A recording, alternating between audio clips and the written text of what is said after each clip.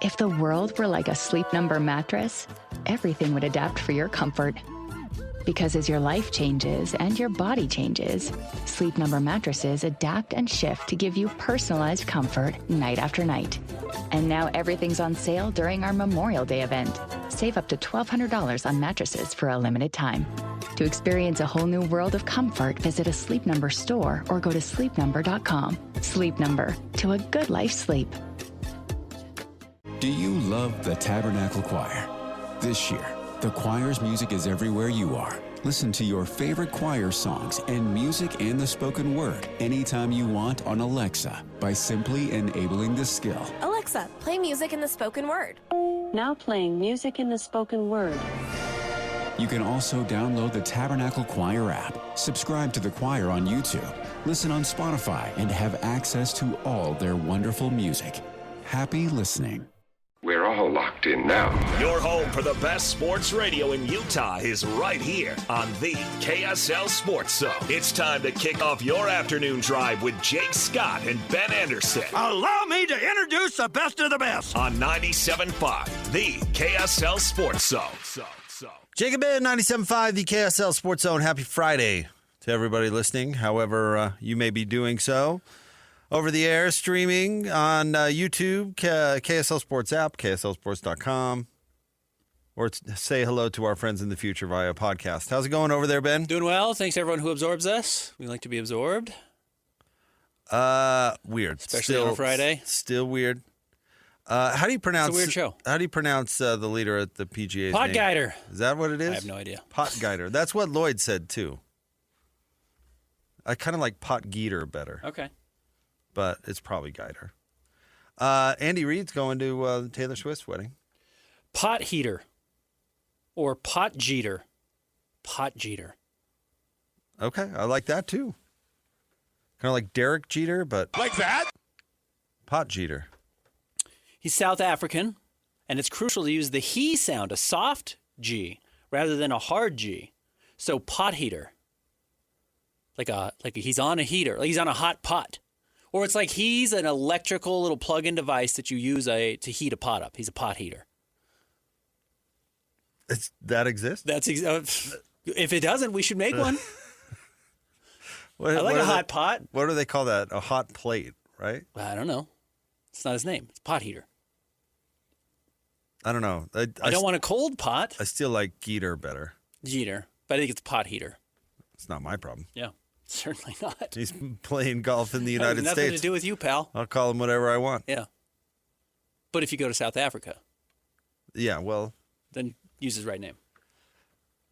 Here's what I have come to experience about pronouncing names in other cultures is I can really, really try my hardest. And I'm never going to get it right. Okay. I mean, I've had this experience, Ben, personally, over and over and over again. So try as I might, I could never get it right. Try as you might with a pot heater here. You're never going to get it right. And the unfortunate part here is that, the PGA Tour website says Aldrich Pot G-E-E space T-U-R. It does the phonetics. I don't know what G-E-E is. I guess it's Gee. Yeah. Instead of J-E-E, Yeah, if they're trying to give me the phonetics. So it's Geeter. Geeter. Potgieter. But then again, if you flew to Korea, nobody would be able to pronounce your name either. Correct. And by the way, I'm not trying to pick on Korea. I just picked another random country. Yeah. And I would be understanding And you'd be totally fine with it. Yeah, I'd be like, I get it. This is not letters you traditionally pronounce or say. Right. That's fine. We have a different language. A little more harsh. So why are we such national socialists about trying to do it here? We just try to be welcoming, the great melting pot. But, I mean, when they would mess up your name over there, you wouldn't think they were being unwelcoming. No, and I suspect people don't think they're being unwelcoming necessarily. Then again, I don't know if anyone's ever really mispronounced my name that badly. Is this an American thing? Like if everywhere I went, and this actually happened when I was in Florida, people called me Bin. I don't know why. B-I-N. It did annoy me. But if I go to any other country and they call me Bin, I probably wouldn't correct them. I have been corrected. Thanks, Ben. On how to pronounce my own children's name multiple times. Correct. And you know what? probably doing it wrong. But give me a break. That irritates me more. Well, yeah, it's your kid. Yes. No, I'm sorry. It's pronounced this way. Yeah. Oh, is it? Is it now? Oh, is it? I believe I'm the girl's father. So, I don't know. I'm going to call him Potgieter, and he can deal with it. I think it is Potgieter, so I think you'd be right. I do not think it's Potheater, though I think that's way cooler. I like Geeter. Okay, Potgieter.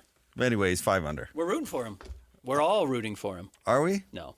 But he's the only one sitting at 5 under, so yeah, he's got a slight lead. Bob Casper will be on the show. We'll talk PGA Championship with him coming up at 2:50. Ben Chuck, host of Chuck and Darts, Just Chuck. NBA Draft My podcast, guy. is going to be on with us. What time is that coming up, Christian? That'll be at 4 o'clock. And then our guy, Patrick Kinahan, is going to check in with us from Copper Rock down in Hurricane. Oh, no more Nate? At 4:50. No, Nate said he was going to do it, but apparently it's going to be PK. Okay. You sound disappointed. I like talking to Nate. Don't like talking to PK? Talk to PK more. I think really embracing the rarity of talking to Nate. I think PK's feelings would be It hurt. was pretty fun having Nate on the show. I thought it was cool. Yeah, glad he did it. Me too. I hope he gets around in down PK there. will be great. PK knows the course and yada. He knows it all. Happy to have him. Don't tell PK he knows it all, because he certainly does not. All right, PK. Heard you don't know anything. What'd you do with your night off of basketball? I beehive mealed, which was A+. I really like having the griddle outside. I like having the flat top. In fact, I went and picked up a flat top specifically to cook my beehive meals. You don't have to do that. You can just do it on a pan inside. But we were at Beehive all day yesterday talking about how great the food was. So I went home and I whipped up the teriyaki chicken that I'd been saying I was going to make for a couple of days and had power outages and different things that altered my plans. So I made it last night and it was A+, and then did a little homework, went for a nice long walk. It's great. Yeah, it doesn't sound too bad. Felt like I saw the world. Back at it tonight with a doubleheader on Prime Video. Did you do anything fun? Mispronounce your kids' names? Yeah, constantly. No fun at all. The early game, you've got the Pistons at the Cavs, followed by, the Spurs and Timberwolves. 2 possible elimination games. The road or the home team Cavaliers could eliminate the Pistons, and the Spurs could eliminate Minnesota if they could win on the road. Are we going to be able to stop caring about Donovan Mitchell and Rudy Gobert as a state after the end of as of June 24th when the Jazz have made their pick? I know it's on the 23rd, but June 24th, this guy flies back to Salt Lake City. He gets introduced. It's a big party. Everyone's excited about it. Does everyone stop wondering what Rudy's doing and what Donovan's doing? No. That's forever. Yeah, that's how it always is. Do you think they should? I do think the rebuild will have produced what the Jazz hoped it would produce. Now, that doesn't mean it's successful, but you will have wound up with 4 top 10 picks. You got another all-star in the trade already in Lauri Markkanen. You've built out other all-stars. You never made an all-star with your team, but in Jaren Jackson Jr., using some of your picks that you have acquired during this rebuild. So, in that sense, what the Jazz, I think if you had told the Jazz on, July 1, 2022, when the Jazz begin the rebuild, that's the day they trade Royce O'Neal. July 2, they trade Rudy Gobert. September 1st, they trade Donovan Mitchell. If I had sat down with Danny Ainge, Ryan Smith, Justin Zanuck at that time, and now Austin Ainge also, the lead decision maker, and said 4 years from today, you're going to have 4 top 10 picks on your roster, including 2 top 5 picks, an all-star forward, and 2 all-star forwards in the front court, I bet they would have been like, great. This is going to be a stinky 4 years, and it was, but we will take that. Yeah, but what does that have to do with Donovan and Rudy and following them? Because had you not acquired those pieces and been happy with the result of this rebuild so far, you might have always rued the trades. You might have always said, wow, probably should have just enjoyed the 4 years with those guys, kept them around as long as possible, even if the team wasn't as successful, but made the playoffs for 4 straight years. And maybe you just get lucky and make a conference finals run. The Jazz fans booed Darren Williams at the at the very end of his career, so much so that it cost them a playoff berth. Yes, it did. Did they get over it? No. Now, once he retired. They never got over Gordon Hayward. On a positive side, we saw Big T yesterday. Mm-hmm. Every Jazz fan followed him the rest of his career. Every Jazz fan followed him in Minnesota, and then he eventually made a return and retired a Jazz man. But you get attached to these players regardless of if your team is stinking or doing well or whatever. It's how sports works. And if you're asking if the what if will go away, what if they had kept Donovan and Rudy? No, it never goes away. That's never not a thing. I mean, maybe is it more under the magnifying glass if they didn't make progress in the rebuild? Maybe, but they'd be getting barbecued no matter what if they weren't making progress in the rebuild. You know what I mean? Mm-hmm. Like there would be angst there anyway. I guess what I'm trying to say is it has everything to do with Donovan and Rudy, and it kind of doesn't have anything to do with Donovan and Rudy. Does that make any sense? Like, decisions get made and you move on. Like, you move on after Dick Bavetta blew the call that cost the Jazz the finals. You know, you turn the page, and it's the great thing about sports. What's the next chapter? I've always said it's the ultimate running storyline because that's totally what it is. It doesn't end. It's a soap opera. Yeah. It does not end. One Life to Live is still on. The NBA is still playing basketball. It's on to the next. And you always look at that. I don't watch enough soap operas. Do you watch any? Do you remember the characters that are canceled in like '89? Uh-huh. Yeah, you still hang on to Dr. Drake Ramore or whatever it is, but you still move on with the show. You go to the next person. So, yeah, I do think Jazz fans will be attached or follow Donovan and Rudy for the rest of their career, for better or for worse. That's just how sports works. Now, do I think they feel better about like management and decision making than they would if they didn't have any hope or players? Yeah, probably. Do the Jazz have a better player on their roster right now than either Donovan or Rudy? I don't know. Probably not currently.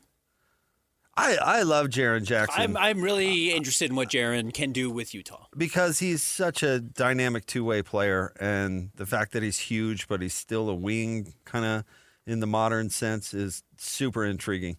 Doesn't rebound well, obviously, and dribble fine, but I don't think I want anybody on the Jazz to dribble too much, let alone Jaren Jackson. So I don't know. I'd put out that he is in the conversation with those two. The thing with Rudy and Donovan is, yeah, they're really good. You define really good, sure. They're both super flawed. They are. And their flaws are the reason that they will not be all NBA first team. Or win at the highest level or whatever win at the highest level. Whatever you want to say. Like they are significantly flawed players. Jaren Jackson, every player's flawed, but Jaren Jackson's flawed, but his flaws are not nearly as loud as Donovan and Rudy's. Maybe I just have not seen enough of Jaren, and I think that's absolutely right. Well, I have, I remember covering his draft. I remember I was at his very first Summer League game. Like, I've seen the entirety of Jaren's career, but obviously I have far more knowledge on Donovan and Rudy. You just watch them every day. You know their strengths, you know their weaknesses, their warts, etc. So I clearly do not know as much about Jaren as I know about these other guys. I do have the feeling that Jaren is more likely to be a top 3 player on a championship team than either Donovan or Rudy for exactly the reason you're talking about, which is at some point your flaws define you the closer you get to the top. Right. And Jaren, I don't think he's going to lose you a series because he's grabbing 5 rebounds instead of 12. And I think Donovan can lose you a series because he can't defend Cade Cunningham, or he can't defend anyone on the Oklahoma City Thunder, or Rudy Gobert can't do enough offensively, where Jaren is a 7 out of 10 on both sides of the ball. Maybe he's a little bit higher on defense, 8 or a 9 out of 10, where Rudy's a clear 10 out of 10, and Donovan Mitchell's a superb offensive player, but is a 3 on defense, and Rudy's a 3 on offense, and maybe those weaknesses are too important. Yeah, that's the nuance I'm alluding to. Absolutely. Because Donovan getting picked on every time down the floor on the defensive side, how much does that take away? Like your rating scale of 3. How many games does that cost you? It costs you games. I would add the other flaw to Donovan is he's selfish down the stretch. and he's not good enough to be selfish down the stretch, and that absolutely loses him games. Now, he also can score you. What do you have in the third the other day? 31. But that was arguably not down the stretch. But my point is, he still is good. Pascal Siakam is not a 10 on offense or defense. He's probably a 7 or an 8 on both. He's probably closer to Jaren Jackson than he is Donovan Mitchell. If you were to do a full NBA fantasy draft, everybody starts over who gets picked where. Donovan would get picked, I think, ahead of both Pascal and Jaren, excuse me. But I think we saw that Pascal was 36 minutes away from winning a title as the second best player on the team and has already been the third best player on his team that won the title. Arguably the second. Who would you say is the second? Van Vliet? Yeah. I'd say it was Pascal. But Or anyway, Lowry, we're splitting. We're splitting hairs, absolutely. For sure. No, Pascal helps you win, which is it's funny to get caught up in the definition of good, right? Of good player. And, Trae Young is a good player. Does Trae Young help you win? Pascal Siakam really helps you win. You hope Jaren Jackson Jr. really helps you win. I think he really helped Memphis win. And he played with a me-first guy who doesn't necessarily help you win. So it's an interesting discussion. Do the Jazz have anybody, quote-unquote, better on their roster than Donovan and Rudy? As of today. Could Ace get there, or could Darren Peterson or A.J. DiBonzo or Cam Boozer or whoever the Jazz end up with in 6 weeks, could they be better? Certainly they could. Right. Could Ace Bailey be better? Yeah, sure. Of course.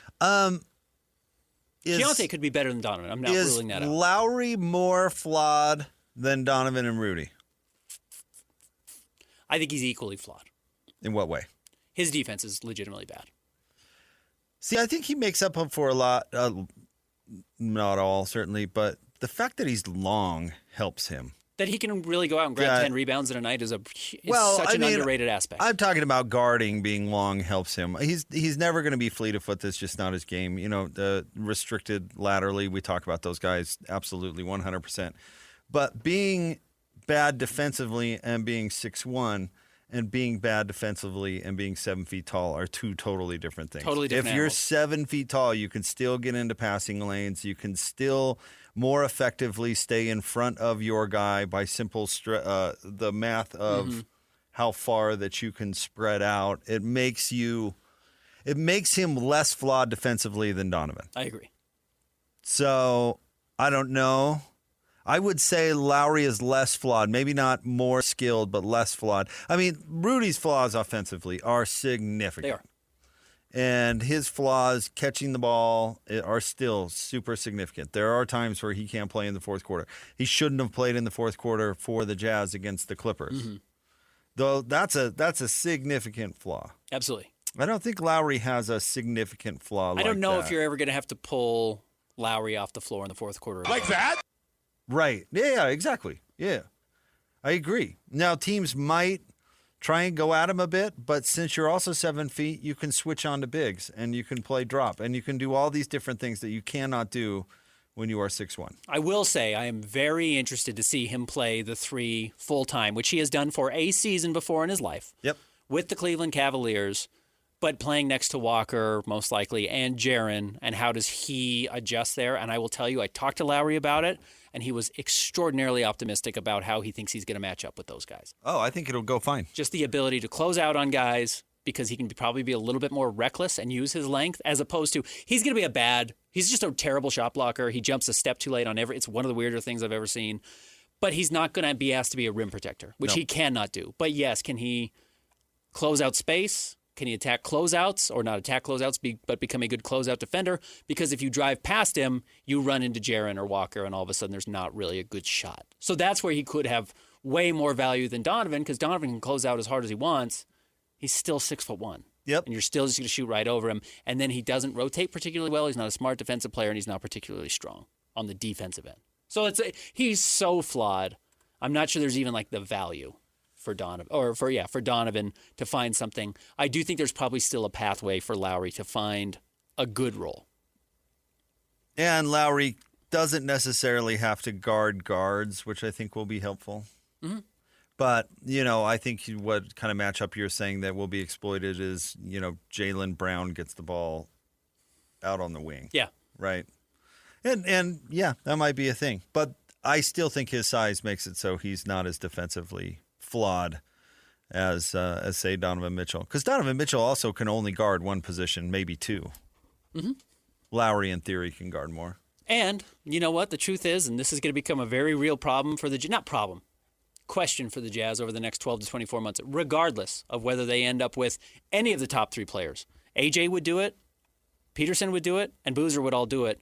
I think they're all going to put Lowry in a bit of a weird spot, because if you get Darren Peterson, I think he's the 2, and I think Ace then has to play, and he's not going to take Lowry's minutes right away, but there's a chance he's a much better two-way player than Lowry.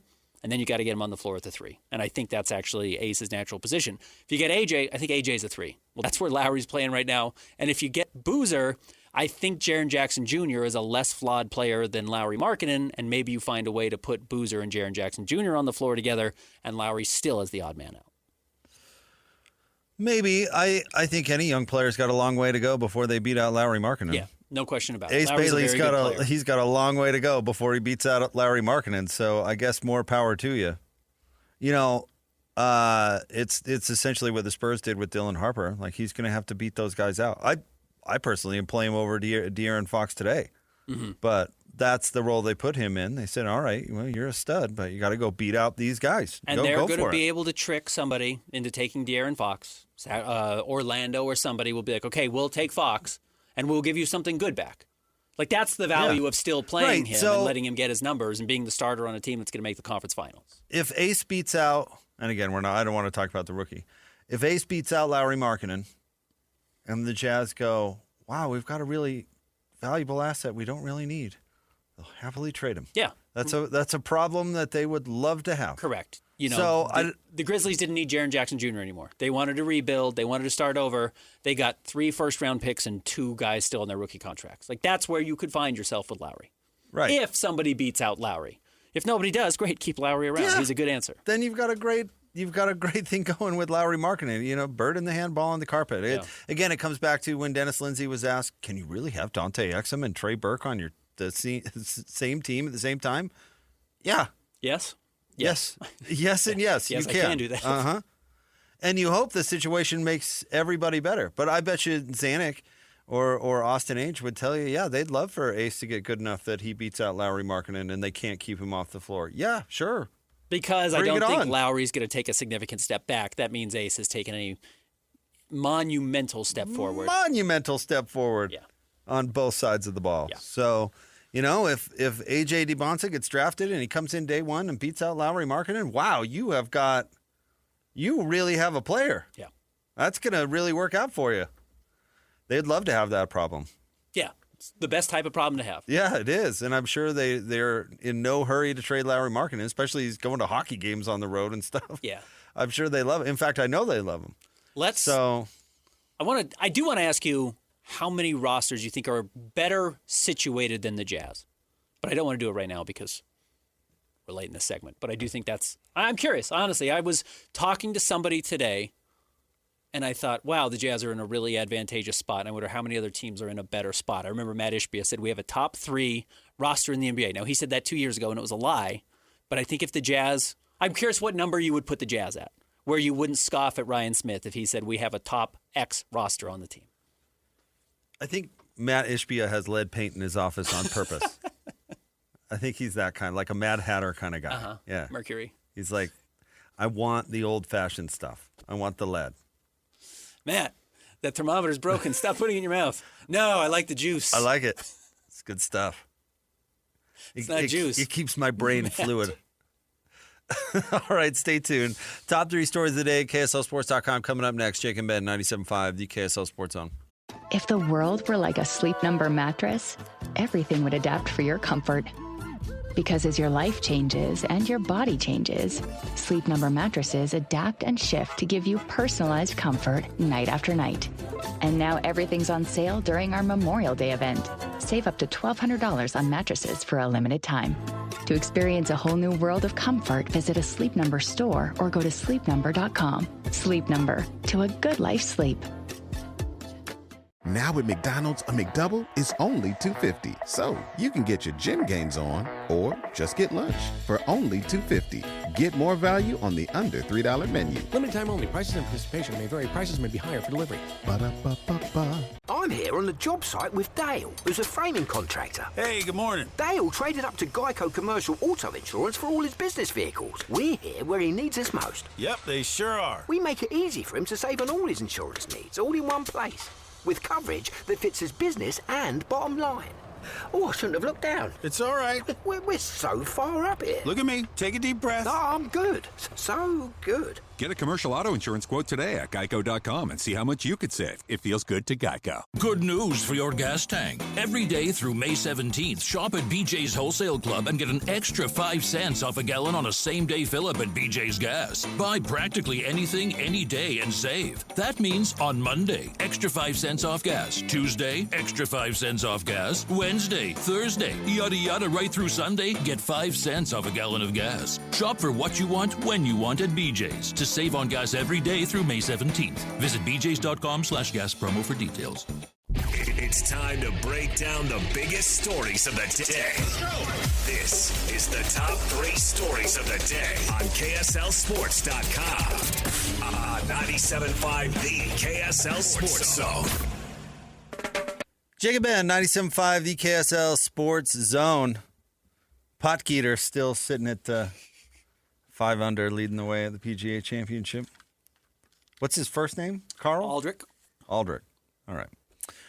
It is time for the top 3 stories of the day at KSLSports.com, brought to you by J. Brooks Jewelers. Cherish your love with J. Brooks Jewelers.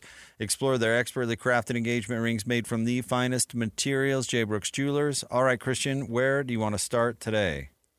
Number 1, NBA playoffs back on tonight. Spurs and Cavs going for the kill. Do you think both series end tonight? I bet you the Pistons win. I bet you the Pistons get a win on the road. They haven't traditionally been great on the road, though they did win, obviously, a couple of closeout games or avoided closeout games against Orlando to take that back to Detroit to close out a Game 7. They're pretty geared up for this. They're a little battle-tested, maybe more so than a lot of teams who are just making their second playoff run. So I'm betting on Detroit for no real reason. I also think there's just no way Jalen Duren is this bad again. But maybe I'm wrong. He's been bad all playoffs. Yeah, I wonder his disappearance. You've talked about that for the last few days. He's certainly critical for them. Yeah, he's their second best player. Yeah, and he hasn't been at all in the postseason. I hope Detroit does. I hope Detroit. I'm pulling for Detroit in this series, even though before the season I predicted the Cavs going to the finals. Yeah, I want to see a Game 7, but B, I'm with you. I like this Detroit team. I want to believe, this is me being a very bad analyst, I want to believe that teams like Detroit can win. Powerful, defensive-minded, not all skill, but like kind of fun, put together in a difficult way. I think I want to believe that teams that play that way can win. And it's not just, well, we've got James Harden and Donovan Mitchell and a bunch of top 5 picks. And not that Detroit is without top 5 picks, certainly. But I hope the defense continues to matter. And that's Detroit's identity. And I hope that can outlast what Cleveland does. Yeah, me too. But, maybe it is the case that they just don't have enough firepower for sure. And I would expect for them to tinker in the offseason. They'd be crazy if they didn't. Yes, they have to get a lot better. They have to be careful in how they get better because I think a lot of people are going to say, well, let's go get Michael Porter Jr. or whatever. I don't think that's the answer. It's like Michael Porter Jr. said after he didn't make the All-Star team, he stopped trying. So, no, I don't actually want Michael Porter Jr. on my team. No, if you could, honestly, if you could carbon copy Toby Harris and make him just a little better. Yeah, a little younger, a little better. That would be the guy. I really like him. Yeah. I like Toby Harris. If he were just a little better and a little younger, he would be exactly what they need. Yeah. But Cade's awesome. He's a great player. He's a legit top 10 player, yes, I think. He is. I think he's in that conversation. And then as far as the Spurs go, I'd love to see Rudolph push it to 7. Agreed. I'll be curious how this Timberwolves team is looked at after a very good first series win over the Denver Nuggets if they aren't able to eclipse the Spurs, how that changes the conversation. Because now you're starting to see Julius Randle catch a lot of heat for not being better in this series. And well, because he doesn't have another gear. Yeah. This was always my question when the Timberwolves traded for Randle in the first place is Does he fill what they're actually missing? Because the whole put your head down and charge into Wemby doesn't work. Correct. And that's why he's struggling in this series, because he's got one move. He puts his head down, and he tries to run over his guy, which is pretty effective because Julius Randle is big and strong and really good at running people over. But you can't do that against him. Doesn't have the counter. And the counter is the obvious one, is the three-point shot. Can he step out and shoot the three? And his best season probably of his career was just after COVID. He makes the All-NBA second team and averages 24 and 10. Wait. Hold on before you read his percentages. Let me have this hot take, and you can tell me if the math proves it to be true. Okay. Any possession that Julius Randle is taking a three-point shot, the other team considers it a defensive victory. For his career, yes. But I don't think it's a coincidence that the best season of his career, he also shot 41% from 3 on 5 attempts. That's a great player. He never got back to that. He didn't sustain that, and because he didn't sustain that, he is not a perennial All-NBA player. In fact, he went from 41% that year to 30% the next year. He just had a hot shooting year, which is fluky, but if he could do that all the time, wow, what a player, because then you have to guard him with... But even that, I wonder how that holds up in the playoffs. I got to think that the other team in the playoffs, if Julius Randle, that guy, is taking a three, you consider that possession a win for you. I don't know. If he's shooting 40% for his career, it's like if Lowry's stepping out there. No one would ever consider he's Lowry not shooting a three. No, that's the thing. But so that's the problem, is if he had a counter, which is a 40% three-point shot, he's unstoppable. He doesn't. So that's the problem with him. What were his playoff numbers that year? Did they make the playoffs? It was the Knicks. So let's see. They did make the playoffs, and the number dropped to 33%. Yeah. So, yeah, you've got to be able to hit that shot and hit it consistently to maximize that type of player. John Collins had a really good year shooting the three for the Jazz 2 years ago. Deserves a lot of credit. But if John Collins were in the playoffs and the possession ended with him taking a three, I still would consider it a victory. Yeah. Because it's not who he is. It will be interesting to watch, not to lose this conversation from the playoffs, but if Cam Boozer can hit the three at the high enough rate that he needs to. Because if he does, he's Julius Randle with a three-point shot and probably a better passer. Because that player's really good. That's a really dangerous all-NBA caliber player. If the three-point shot for some reason drops to 33%, it's not a top 3 player in the draft. If it's 38 to 42% his whole career, no question top 3 player in the draft, and that's what teams are going to have to weigh. What is next? Number 2, big news for Big Wit. Michigan lands Charles Woodson Jr. I think anyone would have landed son of Charles Woodson at Michigan, right? Let me tell you, Seth Greenberg would have told him to pound sand. Yeah, don't need you, kid. I don't care Alumni, who your dad is. Legacy? What do you mean your last name's Curry? Get out of here. Hit the road, pal. Get out of here. What? We don't need you. He's pretty good, coach. I don't run that type of program. Witt's going to get a lot of recruiting wins early because he's exciting and nobody knows anything about him. Oh, this has nothing to do with Witt. And the recruiting doesn't either. Michigan's swimming in dough and they're Michigan. That's why it's a great job. Well, if Witt ends up doing a bad job, which he won't because he won't last long enough to do a bad job, and he's got a bunch of talent, he's got a bunch of good players already on the roster, and he brought good players with him. But I guess there's a chance he could lose some of these legacy kids if he was doing a bad job as a coach and for some reason they kept investing in him. But right now, he's still in the honeymoon period. This is the best time to be Kyle Whittingham. Everybody loves him. The recruits want to go play for him. Donors are probably excited to give him as much money as they can. And then you get a legacy kid? Yeah, land that guy. I mean, it's easy street. Winning at Michigan is easy. Winning at Utah is hard. Yeah, it is. Winning at Michigan is easy. Yeah, you just don't say no to Charles Woodson Jr. No, he's going to have a ton of talent. I wonder. Also, this kid is a 3-star recruit. This isn't exactly like the 5-star. Wow, everybody was knocking down his door to get him. 5'11" and 160 pounds. He's quite slight. Yeah, he's not. No. Yeah. But you never know. Not Cardale Jones. 3-star, still 3-star. Sure. I don't think his last name has anything to do with his star rating. Probably not. His dad talking to the kids at 24/7 Sports has nothing to do with him having a star rating. No. So you think if his last name wasn't Woodson, would Michigan still try to get him? No, I do not. But I bet you Arkansas would be all over him. I bet you he'd be headed to Baylor right now. If his last name was Anderson? Yeah, Smithson. Okay, cool. Charles Smithson. But no, he's going to Michigan and it makes national news and makes the top 3 stories of the day. Good job, Christian. What's next? Hey, number 3. Unlike the NBA, the NFL doesn't care about the Ben Andersons and their complaints. What does that mean? You were complaining about Wednesday games yesterday. Oh. This is more in lines to streaming, but yes, the NFL did say that get ready for Wednesday games because that's coming. But, Ben, everybody's been complaining about streaming, including me, frankly. But even hasn't the politicians have been getting it. Didn't Mike Lee or somebody do something about or is trying to sue something? Yes. With the NFL. Too many TV deals. Yeah. So the NFL basically said Friday, NFL Executive Vice President of Media Distribution Hans Schroeder, said today, quote, "We love our model. We think we have the most fan-friendly model there is of any sport or entertainment as far as distribution." He says, "We think broadcast networks have been an incredible home, and now we also know fans are increasingly spending their time on other platforms as well. They tune into broadcast for the NFL, and that's where we want to be. But we also want to be on these platforms with a limited amount of our games where we know our NFL fans are as well." And then he goes on to talk about the success at Netflix and all this stuff. This is the proper response to the whiners of the world. Shut up. We know what we're doing. We like what we are doing. Pipe down.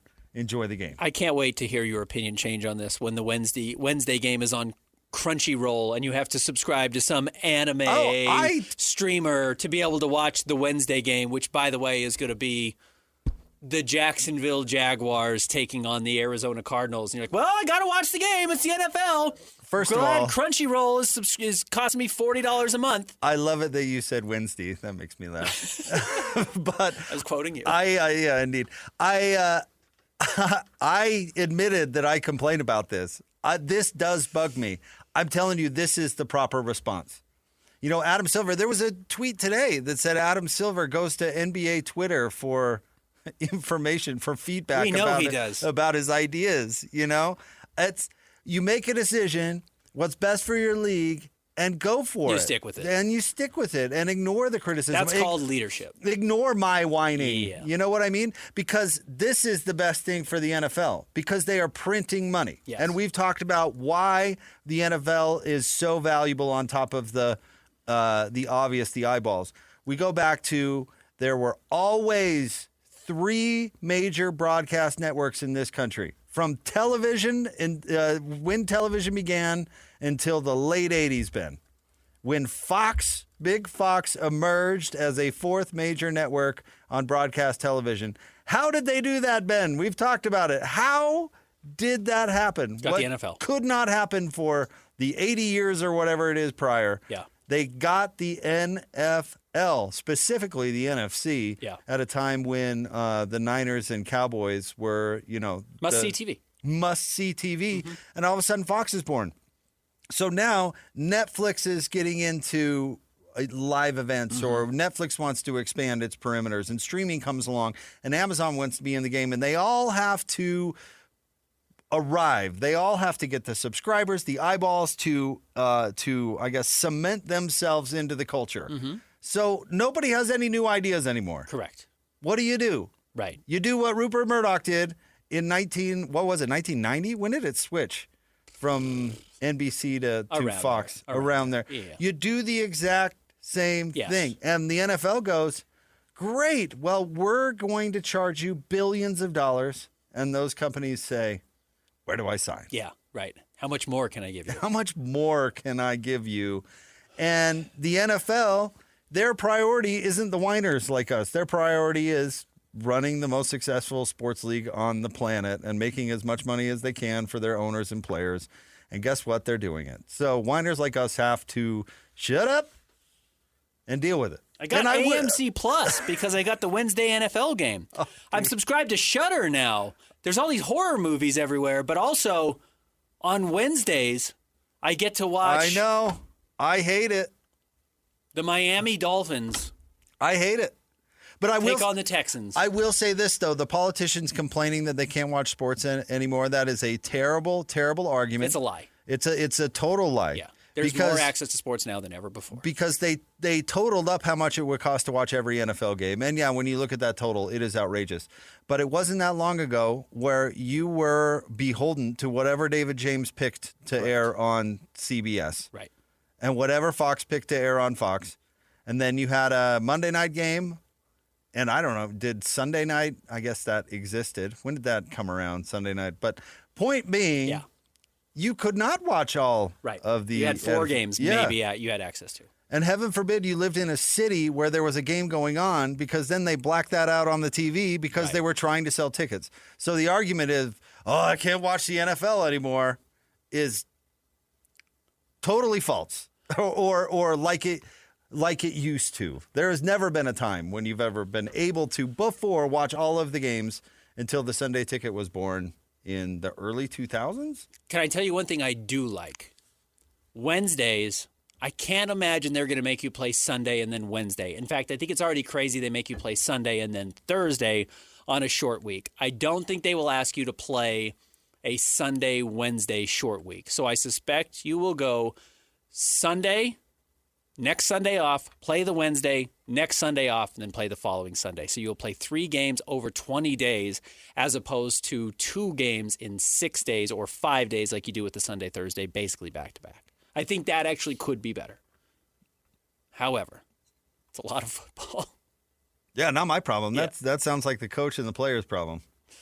Yeah. Deal with it. I think they should require that turnaround. Okay. You just play Sunday, Monday. You play Sunday night, and then you get the Monday night doubleheader. Yeah, deal with it.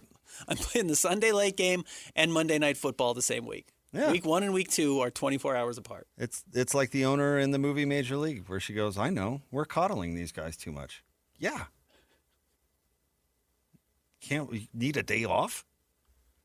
Get in the tub, freshen up, and be ready to go tomorrow. Stay tuned. More Jake and Ben next. 97.5, the KSL Sports Zone.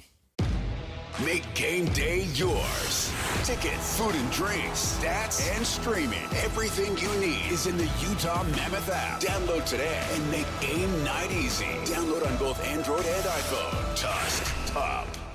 Good news for your gas tank. Every day through May 17th, shop at BJ's Wholesale Club and get an extra 5 cents off a gallon on a same-day fill-up at BJ's Gas. Buy practically anything, any day, and save. That means on Monday, extra 5 cents off gas. Tuesday, extra 5 cents off gas. Wednesday, Thursday, yada yada right through Sunday, get 5 cents off a gallon of gas. Shop for what you want, when you want at BJ's to save on gas every day through May 17th. Visit bjs.com/gas promo for details. The PGA Championship Update is presented by Copper Rock, where the pros play, on 97.5 The KSL Sports Zone.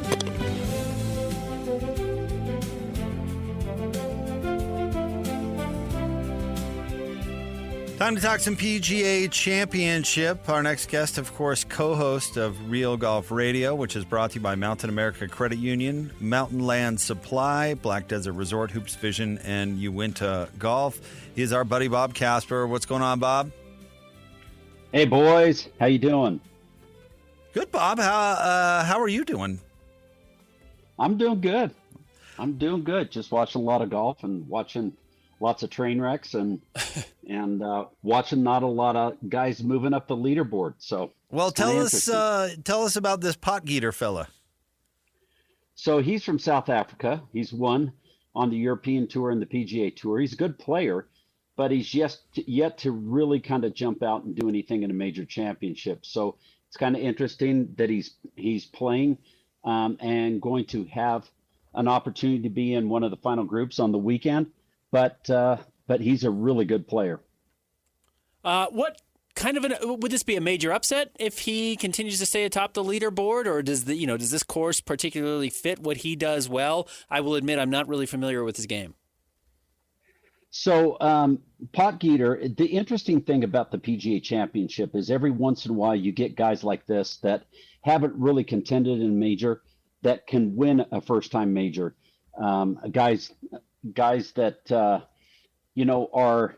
are really, really good players that have won before on the PGA Tour, but just have not really kind of jumped out and done anything in the golf world to really kind of take a hold. And he's one of them. He's a really good player from South Africa, There's lots of great players from South Africa, but he's yet to win a major. So you don't want to bet against him, but he's got a lot of guys with a lot of experience behind him that are on his coattails. So, Bob, when we talked to you earlier in the week and you heard a lot of players talk about the course, they thought they'd be putting up big-time scores, and that hasn't been the case. Yeah. Why is this course playing so much more difficult than we anticipated? Well, they've dried it out. The golf course is dry because of wind, and it's going to get even drier and crispier on the weekend because the temperatures are supposed to go into the 80s. So that's one of the reasons. The other reason is these greens are really, really big, and because they're big and they have a lot of roll and undulation in them, they can kind of hide the flags and make it more difficult for these guys. So having said that, the greens are the defense of the golf course, and what they've done is put these flags in precarious spots that are really giving these guys fits. So do you think anybody, and there are still some very big names close to the top of this leaderboard within a couple of strokes, do you think somebody's going to be able to put together a big weekend and put together a big score if they are 3 or 4 strokes back going into tomorrow? Well, I think they can. And the reason I say that is because you look at Chris not Potgieter. That's who's leading it right now. Gotterup? Chris Gotterup, yes. So Chris Gotterup started the day at 2 over par. He shot a 65 today, and he's currently at 3 under par for the tournament. And if you get out a little bit earlier and you post a score, you can make a really big move. And he's just right there at the top of the leaderboard. 5 under's leading. There's one that's 4. That's Smalley is at 4, and then Gotterup is at 3 under par. So I think with the weather and everything, some guys are going to make some moves. Saturday's moving day, and there'll be some guys that make some move, including I think Scotty Scheffler will be the guy that makes a nice move because he always gets himself like kind of right in the mix of it, and he's currently 2 under par and only 3 shots back. And then watch out, on Saturday he plays really, really well, and on Sunday he plays well, and before you know it, he's won a golf tournament or won a major championship. So watch out for some of those guys that have major championship wins under their belt and have done extremely well in majors. So Ben and I were talking about this off the air. The big story yesterday was Bozo Garrick Higo missed his missed his tee time or was late to his tee time. He was late. Yeah. He was late. He got punished 2 strokes. So he goes out. He had a good day yesterday, though, Bob. He was 1 under par with those 2 strokes. Then shot 1 under. Today he's +6 through 12, so he's 5 over for the tournament. The projected cut is 4 over. Tardiness might miss the cut because of it. That's true. And like you said, he played really, really well, even after getting the 2-shot penalty. And it was interesting that he argued about it as much as he did, because one of your responsibilities as a player is that you don't miss your tee time. And he was on the putting green at 7:18 in the morning, still putting on the putting green, and he wasn't ready to go and to play, and he didn't get onto the tee until well after 7:19, so about a minute to a minute and a half later. Guess what? One of the things you do is you get there 5 minutes early, you get your pin sheet so you know where the flags are, you make sure you have enough tees, all those things. And his caddy was even yelling for him to get over to the first tee, but he didn't, and he got the 2 shots. Bobby thinks Scheffler is going to make a run at this thing? I do. I think Scheffler will. I think Justin Thomas will. I think Cameron Young will. I would also think, Gotterup's going to be right in the mix there. Maybe Spieth and maybe Justin Thomas. Those guys are all going to be in the mix, and it's going to be a fun weekend to watch golf in the PGA Championship. Want to give us a little tease what's coming up on the show tomorrow? Well, we're going to be talking a lot about the PGA. We're going to be talking about Garrett Higgo, of course. Then we're going to have a couple of media people that are going to come on with us, and it should be a good show. It's going to be fun. You're going to have the caddy. Ask the caddy if Higgo should blame his caddy. Because if I was Higgo, I would can my caddy right there on the spot. Well, I will talk to the caddy about it. Okay. All right. And we will talk to him about it. And we've kind of been going back and forth since yesterday. And he says, buddy, you never miss your tee time, or you're never late for your tee time. In all the times that I played professional golf, I was never late once. Neither was my dad. Thank you, Bob. Enjoy the weekend. Thanks, Bob. All right, guys. Take care. There you go. The one and only Bob Casper. Catch him tomorrow morning on Real Golf Radio alongside Brian Taylor. You going to be dialed into the PGA over the weekend? As long as it's close, I'll definitely tune in, see what it looks like. So we don't see have if any. Potgieter can hang on. We don't have any NBA games tomorrow, I don't think, right? No. So everyone will play Sunday again if these series advance. I kind of like that everybody was clowning the course going into this thing. Uh-huh. I mean, people audibly saying that they're going to get 20 under or whatever it's going to be, and the course is just eating them up. Yeah. Kind of like that. Totally. Even though I usually don't like like that. Like I do not like how the U.S. Open usually sets it up. I don't want to watch these guys get bogeys. I want to see them get birdies. But I do like the idea of being humbled going in overconfident. You know, there's a scenario. Well, maybe this is just not booked out yet. There's a real scenario where the NBA runs into a problem with its scheduling. Speaking of the golf weekend, if both series get closed out tonight, it's going to be like Tuesday before they're back in action? Because I don't think they're playing Sunday. I'll have to look and see what the NBA schedule is. All right, stay tuned. We will have more. Coming up next is Jake and Ben, 97.5, the KSL Sports Zone. All systems go. This is Jake Scott and Ben Anderson. Now, every day from 2 to 6 on 97.5, the KSL Sports Zone. Jake and Ben, 97.5, the KSL Sports Zone. Jake Scott, Ben Anderson. Ben, one of the big topics this offseason, of course, in the NBA is going to be where is Giannis going to go? And what happened in Milwaukee, I do think, is going to be a story. I loved it that Giannis stayed and signed his third contract and stayed in Milwaukee. They were then kind of rewarded with a title, but I thought it was a good story. You know, covering a team in a small market that, let's face it, it hasn't been a guarantee that stars are going to sign their third contract and stay in Utah. In fact, it almost never happens. Has it happened? In the modern era, I mean, it's certainly not with a star, quote unquote star. You know, Gordon Hayward, Darren Williams. No, of that caliber. Donovan Mitchell. It's really unique that a player of Giannis's caliber gets to this point. Will re-sign in a small market, and he did. Devin Booker, kind of. Yeah, but Devin Booker's not of the same caliber. I'd say Salt Lake and its reputation are more comparable to Milwaukee than Phoenix. But yes, I do get your point. Yeah. So Giannis signs that third contract and decides to stay in Milwaukee. They win a championship. They make a series of buffoon decisions, and now it looks like the roster is not in a place to win, and they're more or less going to be forced to trade Giannis. Now, I think what happened in Milwaukee and what has happened, I think, is going to be an interesting case study for a small market franchise on how they may want to run their team and treat their superstars. So let's hear from Miles Turner, who now plays for the Pacers. Not Pacers. What am I thinking? Now plays for... No, he's still with the Bucks. Sorry. Yeah. He's still with the Bucks, but he's airing it out. He goes on a podcast, and let's hear those comments. We get fined for all types of stuff now. You guys get fined a lot? It depends on the coach.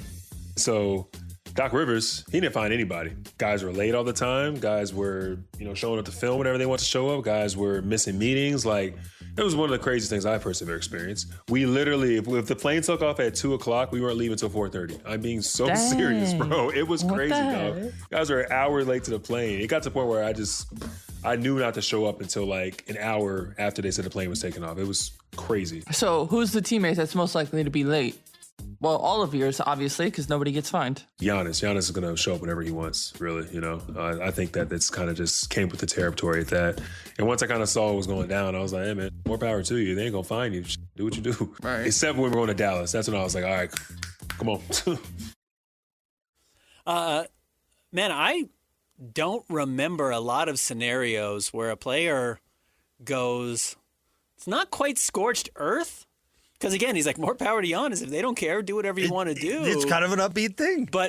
And Miles is a different type of dude. Like his whole life is Legos, I guess, off the court. Like he's a unique guy. Mm-hmm. So I wonder if he has the type of personality that allows him to get away with some of these things, like talking about his teammates. However, he may have to be in the locker room with Giannis next year, and clearly doesn't feel like it's going to be an issue, which either means he doesn't think he's going to be in the locker room with him, or it's just such a mess there that it doesn't matter. Yeah, Giannis doesn't care. Yeah, Giannis may not care. There's a couple of takes from this. One, the consultant is just the worst. Is just laughable. Stealing money. Glenn? Just stealing. Glenn Rivers just put money in his pocket. And listen, like I worked with Britton Johnson for a long time, and Britton played for Doc, and Britton loved playing for Doc because Doc really is, he considers himself the ultimate player's coach. He does. He's not into hard-nosed discipline. Right. And Britton really liked it because he went from Majerus to Doc, and he felt like that approach got the better out of Britton, or at least at the time. I don't want to speak for our guy Britton, but he really liked Doc. But he'll tell you that Doc's not into, Britton told me a story once of two players who got in a fight in the locker room, and Doc just he literally said, let him finish. Just let him, it'll work itself out. You got to do this once in a while. That is Doc's approach. But that is hilarious to me. Second of all, Ben, no matter who the star, just don't give your franchise to a star player. Honestly, you might be better off moving off the star if that's what it takes. I gave Houston and Daryl Morey a lot of grief because that they just gave their franchise to James Harden, and he abused it. And he changed their flights and did all this stuff to please basically himself and his ego, and the team just went right along with it. We've talked about how Memphis did that with Ja. Giannis is a superstar and seems like a really nice guy. He really does. It'd probably be really easy just to give him whatever he wants. It is not good for a team. It's not. And honestly, if you're letting him do that, I bet they're consulting him on player moves too. Well, Jake, and then now you're in the clutch lane where you're just making all these terrible moves. Why does Giannis's jersey say G. Antetokounmpo on the back? Right. Because he's got two other brothers that are on the roster that are not NBA players. Exactly. Like, not only are they giving him some say in roster decisions, he's actually building players on the roster that are his family members to keep him happy that are not NBA players. I mean, it's hard because the alternative is you say goodbye to Giannis and then you don't get a title, honestly. So it is hard. But if you're running an NBA franchise, if you're Will Hardy and the Jazz and all the front office over there, try your best not to give the franchise to the star player. Yeah. Because it just rarely works out well. I'm sure after hearing this sort of thing and the relationship, I'm sure Giannis was informed of the Damian Lillard deal. And that was the deal that put the death nail in everything. Yeah. Once you give the player the ultimate power, there's no coming back from that. And they're not going to run your team well, frankly. This is very similar to the LeBron conversation we had yesterday, which is Wendy says LeBron will take a discount. I'm a little more skeptical of that. But, where do you put Giannis? He makes so much money, and you have to trade something back for him. I honestly am like, there's a few, everyone would take him. Not everyone, but most teams would take him. Two of the teams that seem like kind of somewhat logical fits, obviously New York was kind of always the number one team. They're about to they're in the conference finals. That may complicate it. Miami certainly is interesting, but what are they going to give up other than draft picks to get Giannis back? There's not a good star young player they're getting back in that trade. Miami's not drafted well enough to have the guy. They don't have the Ace Bailey piece that you would want to include to get this level of player back Otherwise, you're looking at like a Jaren Jackson Jr. package. And I don't mean the Jazz are trading Jaren Jackson Jr. I mean the package the Jazz gave up for Jaren is going to be similar. Maybe some more draft picks or better quality draft picks, but like not a grand slam. So that's my real problem. But I do think you're right. If this is true, and Miles Turner doesn't care enough about any of it, and there's no respect for anyone in the locker room, that everyone's just willing to talk out of school, then just trade him and just move on, because your franchise is only going to get worse as long as he's there. Even if when he's on the court, he's still clearly one of the 4 best players. I think for the health of your franchise, you got to move him, and you got to move off of him. And you know what? We look back at, we had our conversation to start the show. Do the Jazz have a player better than Donovan Mitchell on the team right now? I don't know, but I know nobody runs the team other than the front office, and that's where the power is supposed to be. And once you lose that type of power, unless it's a very, very special player, and even then, how special do you have to be? Like, was anyone better when LeBron was running the show than the front office? No. Is anyone better that Giannis is running the show than the front office? No. Did you want Jokic running the front office? No, I don't think so. So, yeah, you want to have your stars be stars on the floor and your front office to be empowered in the front office, and hope that they make good decisions. Now, you don't want Nico Harrison getting into a spitting contest with Luka Doncic and saying, I'll trade you. I can trade you. I can do whatever I want. I'm the general manager. That's bad for the franchise. Also, they need to work together, but you can't have one handcuff the other. I use this example all the time. Mike D'Antoni was a revolutionary coach in basketball. His style of play and what he did in Phoenix changed the NBA, and you see those effects to this day. So give him credit where it's due. Houston hires him. He changes everything that he does. Everything. His entire style, his entire philosophy in regards to basketball changes. Because of? James Harden. Yeah. Because the star player wanted things a certain way. So and they said, well, he's James Harden. You got to do it. Sorry, Mike. Yeah. Get in there and coach James. Good luck. Team on 3. It is where the Zen Master earned his reputation as a great coach. Yep. Phil Jackson did not relinquish that power to Michael or Scotty or Shaq or Kobe. Nope. That's why he was good. He wasn't always good. He wasn't good with the Knicks. He had his errors, but he was good at that, and it allowed him to win championships. No question about it. It was his, I mean, who knows if he actually could coach basketball. Right. It didn't actually matter. I mean, it did, but it didn't. In fact, I think yesterday was the anniversary of the Tony Kukoc game winner. Who did they beat? Pistons or whoever it was. Pippen pulled himself out. Where Pippen said, this play's not for me. I'm not going to be on the court. And you can watch the replay. Kukoc hits the shot, and while the rest of the team is celebrating like crazy, other than Scotty, Phil is furious.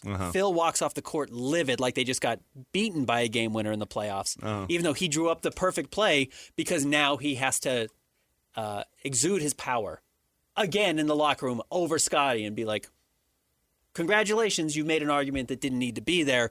You have to get rid of Giannis, to your point.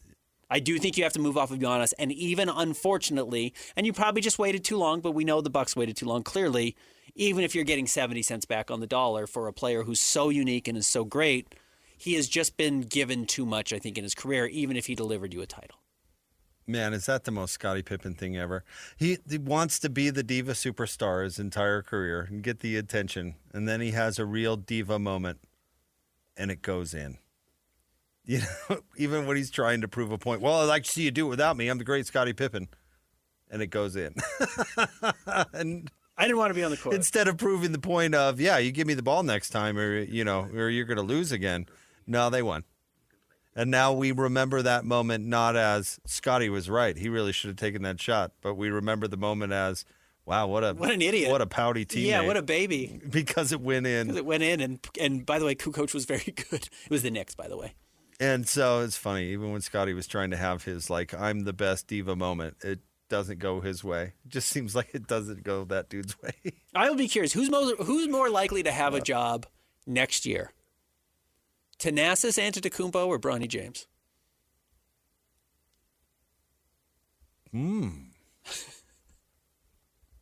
That's interesting. Because I want to say Bronny neither. may actually have a contract, so I don't know.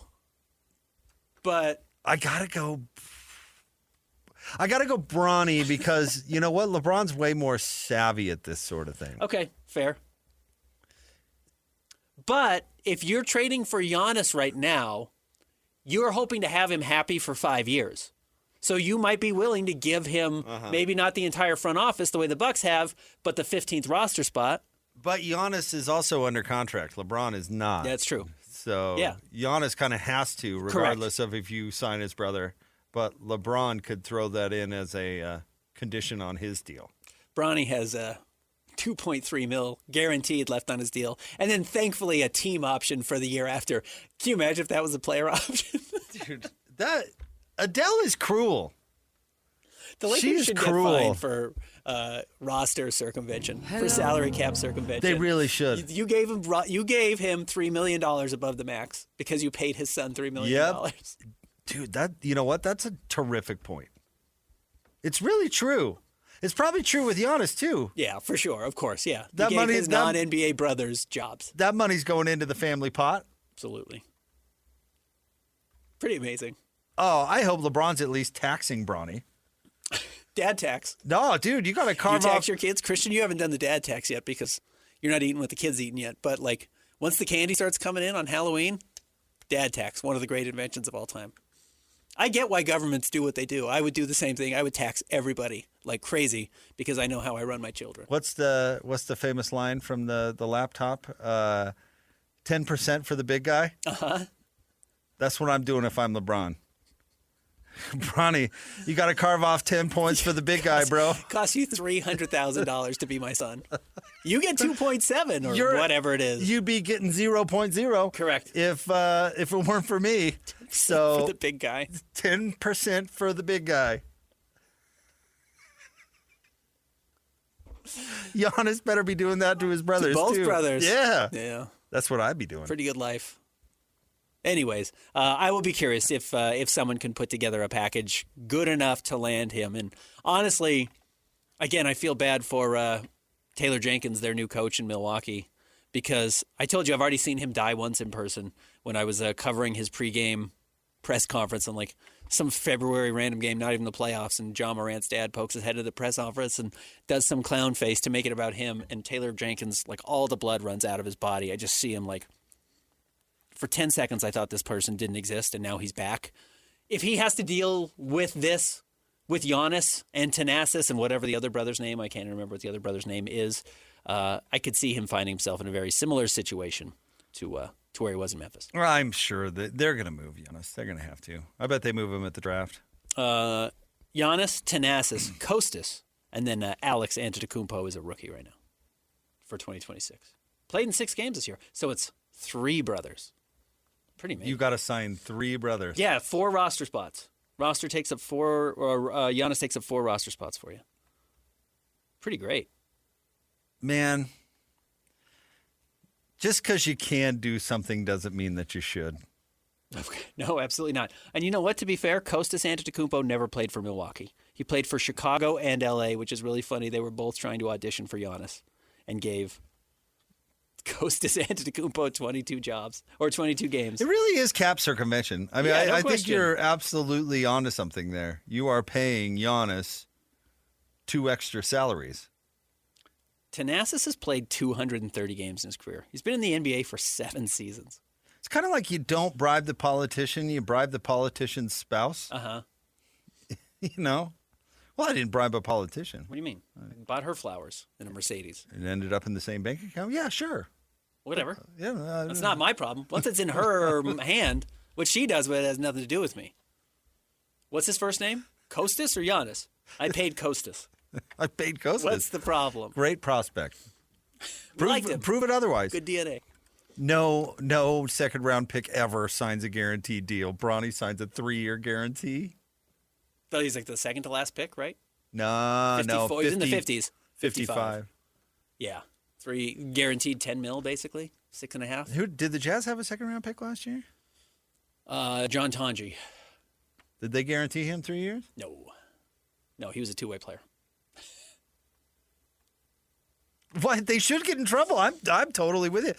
Cap circumvention. That is it. And honestly, what's to prevent let's say, does Ace Bailey have a brother? I don't know. I don't think so. Is there a rule? Does he have a sibling at all? I think he might have a sister. So could the Jazz save a roster spot for his sister? I don't think there's anything wrong with that. Would that be against the rules? Ariel. His name's Arius, and his sister's name's Ariel. Then just sign Ariel. Yeah. Be a way to give Ace extra money. Absolutely. Well, who's A.J. DeBonce's brother? If you draft him, bring on C.J. DeBonce. You're in good shape. I wonder, when is Bryce James eligible for the draft? He's transferring, right? He's eligible now. I mean, you could sign him as a free agent if he wanted to leave college. I guess technically he'd have to enter the draft. Because he redshirted? He redshirted. But he's eligible. Did not have a good year at Arizona. No, didn't play. Didn't play. But the Lakers are taking him. In the first round. No, the Lakers are done with all that. It's Braun's next team. Yeah, be curious. All of a sudden, Bryce James gets drafted this year. Cleveland picks him. Do you, if you're the Lakers, and your theory yesterday, along with Stephen A., Screaming A. Smith, was that the Lakers hate LeBron. Do you take it out on Bronny all year next year? Yes. Is he in the G League with Captain Jack's old driver? Yes. 100%. Playing for the South Bay Lakers. Uh-huh. Mop duty with the South Bay Wasn't Lakers. he getting like special commodities in the G League too, or not commodities? He wasn't flying with the team. He wasn't flying with the team, was he? Staying in a nicer hotel and all that. Yeah, that was the. Oh yeah, you go the other way. You're like, actually, you're at the Moto Lodge. In fact, you've got to book everybody's spots. You've got to organize the flight. You've got to get everybody's phone number and everybody's birth date and their full name and copies of their IDs for us. Guess what? You're going to be getting Guthrie coffee, not the other way around. Guthrie, that's right. He's been getting you coffee. Taking you it now out have to get him coffee. All their anger on LeBron, taken out on Bronny. I didn't think about that. Sins of your father. That's exactly what I do. 100%. All right, stay tuned. More Jacob Ben coming up next. 97.5 the KSL Sports Zone. Mom, can you tell me a story? Sure. Once upon a time, a mom needed a new car. Was she brave? She was tired, mostly. But she went to Carvana.com and found a great car at a great price. No secret treasure map required. Did you have to fight a dragon? Nope. She bought it 100% online. From her bed, actually. Was it scary? Honey, it was as unscary as car buying could be. Did the car have a sunroof? It did, actually. Okay, good story. Car buying you'll want to tell stories about. Buy your car today on Carvana. Delivery fees may apply. Your home for the best sports radio for your afternoon drive is right here. This is Jake Scott and Ben Anderson on 97.5, the KSL Sports Zone. Jacob Ben, 97.5 the KSL Sports Zone. We're teaming up with Beehive Meals, honoring people that impact youth sports in our communities. Nominate the youth sports volunteer you know for the Beehive Meals Hero of the Week at KSLSports.com/contests.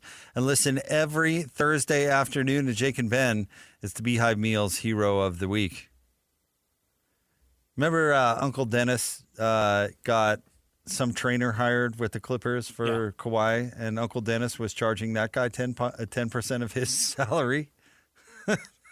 I need to get in proximity to more important people so I could really, put the cash squeeze. in. Yeah, I think that's the way to make a living. It would Kyle seem. Kuzma's uncle, or somebody in Kyle Kuzma's circle, was trying to get, in retrospect, like $60,000 or something to get him to go to Utah. I think it was. Oh, man. AAU coaches have probably had to take a serious pay cut since NIL became a thing. Yes. Bad day. Bad day. Yeah. That money used to go to the AAU coach. Yeah. Now it's going to the actual player. Yeah. No question. When the dispensaries became legal, a lot of people were like, whoa, quit stepping on. Don't tread on me, pal. Making a lot of money. This is my business. Yeah. Yeah. Now the AAU guy who was getting all the money under the table isn't getting any of that money. What do you mean? I was delivering you players. I was making like $100,000 a year. No, I give that right to the player now.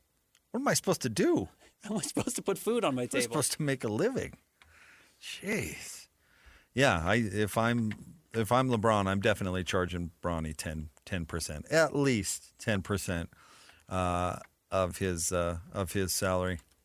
Kind of funny. I wonder what happens with Giannis, and we can move on and talk about other things, but I will be curious to see if he is back. I saw a tweet earlier today that said that Milwaukee could still try and salvage this thing. I don't see how. Well, they're pretty uncreative. And that's my argument about LeBron staying as well, is teams are uncreative.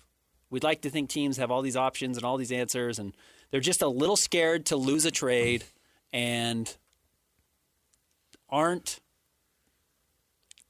smart enough, because most people aren't smart enough. I'm not blaming NBA front offices, but you just get so painted into a corner with your best players that you're afraid to do anything to move off. And I thought, to that point, whether it's right or wrong, and again, we don't need to belabor this, we can talk about it later, were the Jazz smart to trade Rudy and Donovan? It's like, probably. You didn't become beholden to them. You wrestled back the power immediately and reset your franchise, and it cost you 4 years of competitive basketball. But the idea is you find yourself in a better spot, more likely to win a championship, which you weren't going to win in the last 4 years anyways, and you're not beholden to any one player. They were on the way down that road with Donovan. No question. And actually, the mural painted of him across the street? Hey, the dude who painted that was my high school buddy. Yeah, good guy. No blame the artist. Shout out to Chuck. No, but they were on their way kind of down that road with him. Remember, they fired their training staff basically because Donovan wanted them to do that, and he actually did them a favor if he told them he wasn't going to re-sign, because he spared them a whole lot of song and dance to try and convince him to stay, and they could have been easily headed down this road with Donovan Mitchell, and you know what? It did produce a title, I guess, for Milwaukee, but ultimately, I do not think it's the best way to field the best team. We should have sounded the alarm when Eric Pascal kept getting contracts with the Jazz, Donovan's best friend growing up. Right. He was a pretty good player as far as like a college player. He's just not a great NBA player.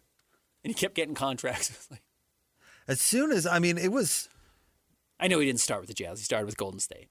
I know the Spurs would probably be tough, but Kawhi did them a favor by moving on. Because they could have gone down that road with Kawhi easily. They could go down that road with Wemby, honestly. We'll see if they do. Yeah.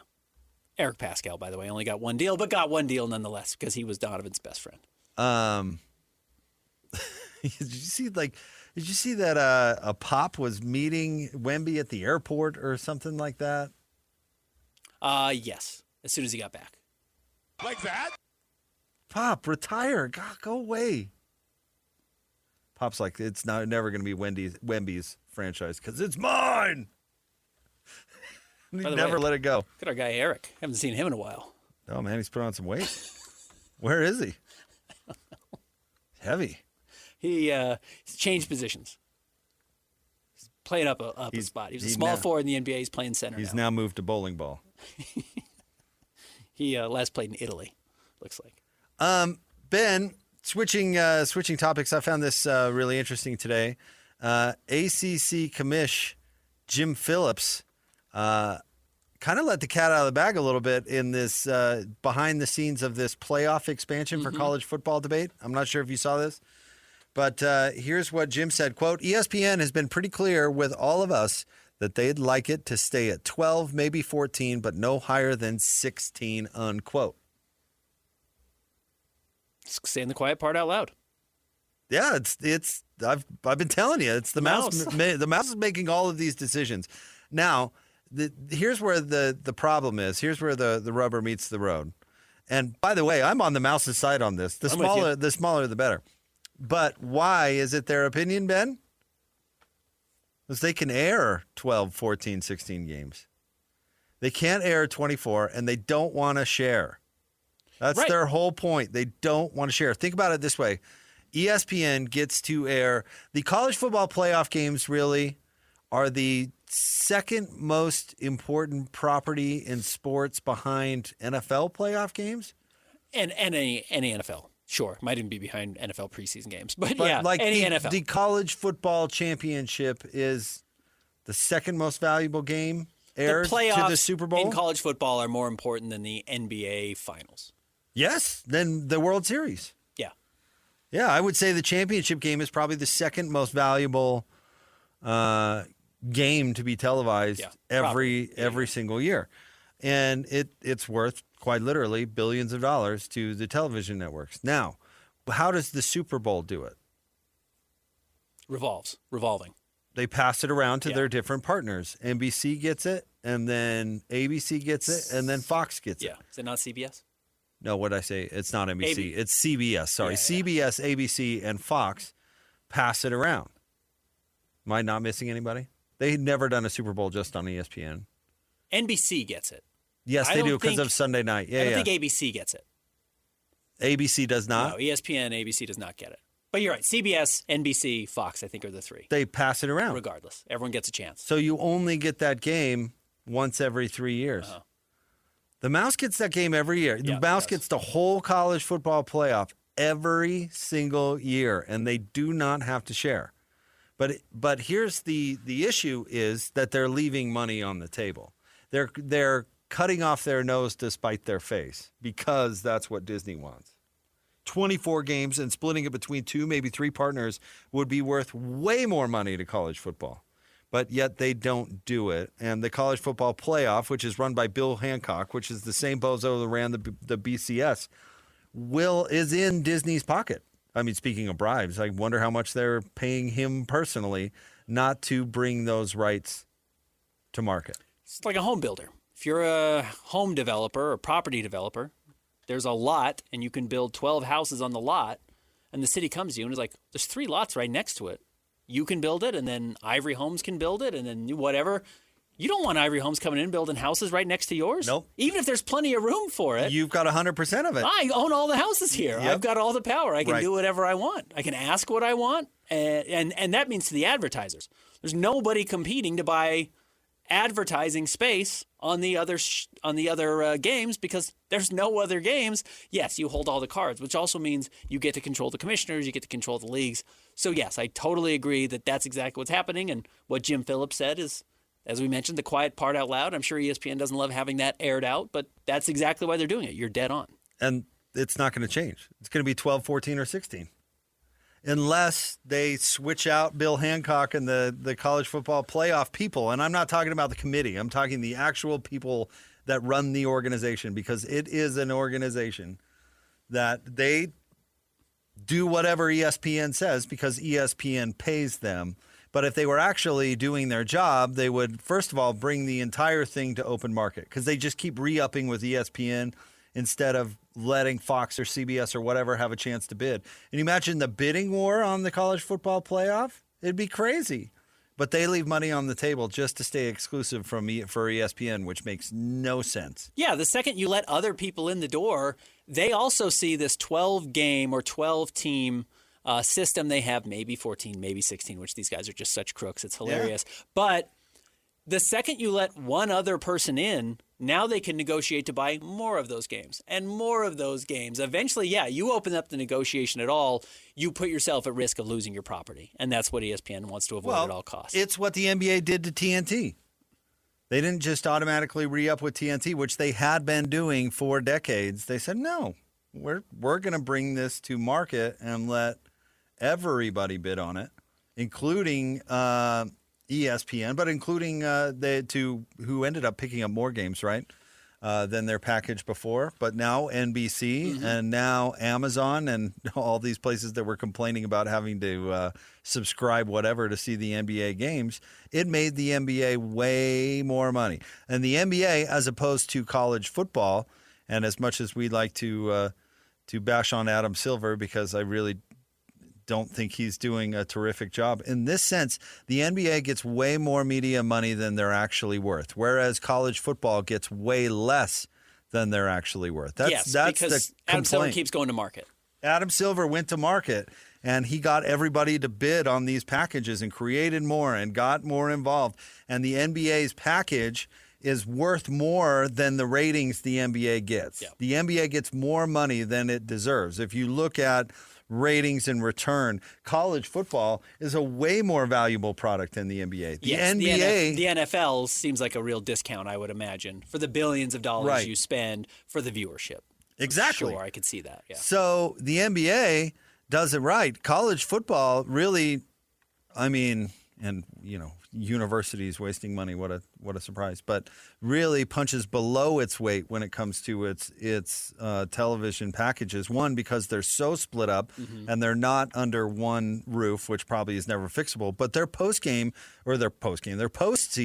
could be making way more if they added more games, but if they also brought their rights to bid, and they won't do it. You see the organized criminality of it all when Jim Phillips' quote, as you read already, is ESPN's pretty clear with us. They'd like to keep it at 12, 14, or 16 at the absolute most, meaning they know you can expand as much as you want is the truth. Like, the product already stinks. In all honesty, in my opinion, the playoff stinks. I've told you I hate the playoff. I wish we really valued conference tournaments way more, or the conference championship game way more when it comes to college football. I know I'm probably on the wrong side of that argument. That's how I feel. But the difference between 12, 14, and 16 is pretty meaningless. 12 already stinks. You're already getting teams in that don't belong there. 14's even more. 16's even more. Once you're there, you might as well go to 24.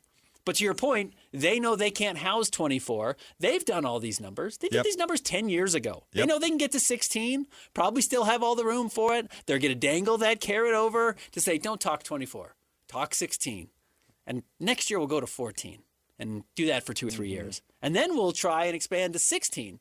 And that's 2 more teams, and we'll try that for 3 or 4 more years. And then maybe everybody will knock down the door and eventually get it to 24, and they have to expand or go to somebody else.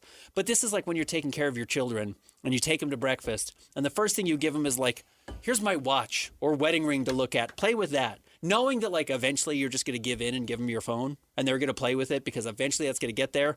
But you're just biding your time as long as you can until you give in and give them everything they want. And that's exactly what ESPN is doing. We'll give you a little taste, a little nugget here, 14 teams, 16 teams, and then eventually the dam will break.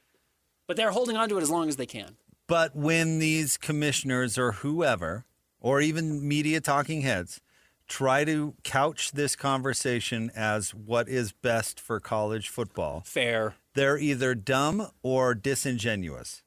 When they're trying to say, oh, well, we need to expand to 24 because someone belongs. Somebody belongs. This is the best for it. This gives the most opportunity, access, whatever. That is all garbage.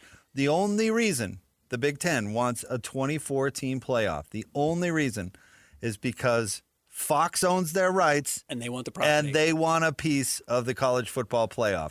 The SEC wants to keep it small. The only reason they want to do that is because Disney owns all of their rights, and Disney does not want to share.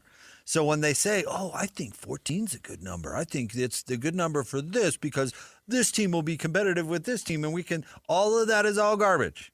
All garbage. But people like to debate that sort of thing, so it gets – the real motivation gets hidden. But the truth is, what's best for the pockets of the universities is to expand to 24 and create a bid on the college football playoff. Or have it come to rights with a smaller number, but it's not going to happen. Nope, it's not. Stay tuned. We've got the Audio Vault coming up next. Chuck is going to be on the show at the top of the 4 o'clock hour. Not my artist friend, Chuck, but the other Chuck. Chuck from Chuck and Darts, talking NBA Draft. NBA Draft podcast host. That's coming up at the top of the 4 o'clock hour. Jake and Ben, 97.5, the KSL Sports Zone. Now at McDonald's, wake up to a $4 breakfast meal deal. Wake up to a sausage McMuffin or sausage biscuit, to hash browns, and wake up to a hot coffee. Get your $4 breakfast meal deal. Limited time only. Prices and participation may vary. Prices may be higher for delivery. This episode is brought to you by Progressive Insurance.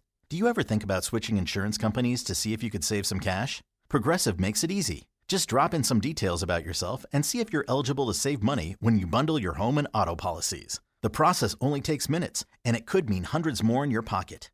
Visit Progressive.com after this episode to see if you could save. Progressive Casualty Insurance Company and Affiliates. Potential savings will vary. Not available in all states. No crazy soundbite slips past these guys. I came here for the same reason people go to the zoo. This is another edition of the Audio Vault with Jake and Ben. On 97.5, the KSL Sports Zone. Jake and Ben, 97.5, the KSL Sports Zone. Jake, Scott, Ben Anderson. It's time for the Audio Vault, the best sound of the day. We were able to find a bit we were referencing yesterday. Well, we played Kenny and Charles talking about Max Strus being a hot guy, and Kenny wouldn't let Charles off the hook. Uh-huh. He said, describe what you find attractive about him. And it turned out to be really funny. And I said it reminded me of when Samuel Jackson wouldn't let a local TV host in L.A. off the hook when he was coming on to promote something. Now, this audio actually makes me want to die, so prepared to hear this. I hate this type of awkwardness. Do you really? Yeah, it makes me feel like my chest collapse. I hate this feeling. I've told you this. This is why I have a very hard time, not for lack of love for this country or patriotism. I can't watch the national anthem at Jazz games because I am so afraid that whoever's singing is going to mess up the words. And I'm going to die of secondhand embarrassment because I have seen it happen and it made me feel awful then. So when somebody is... That never happens, though, not at Jazz games. It's happened once when I've watched. Once. But how many games have you been to? Well, I don't know. I don't watch the national anthem anymore, so maybe it happens every night. I couldn't tell you. I'd say the missed note is way more common than the... Oh, of course. Yeah. The missed Didn't note get there. Than forgetting Said the words. wrong words. Yeah. Skipped a verse. But you don't like the awkwardness. It really makes me uncomfortable. Oh, I think when you're twisting up a TV guy, I think it's basically deserved. I'm the TV guy is the problem. You're a radio guy. Whatever. I've asked stupid questions and people put me on the spot, so maybe it's just a little anxiety for myself. Thanks, man. Let's play this clip. I tell you what, you working for Marvel, the Super Bowl commercial, did you get a lot of reaction to that Super Bowl commercial? What Super Bowl commercial?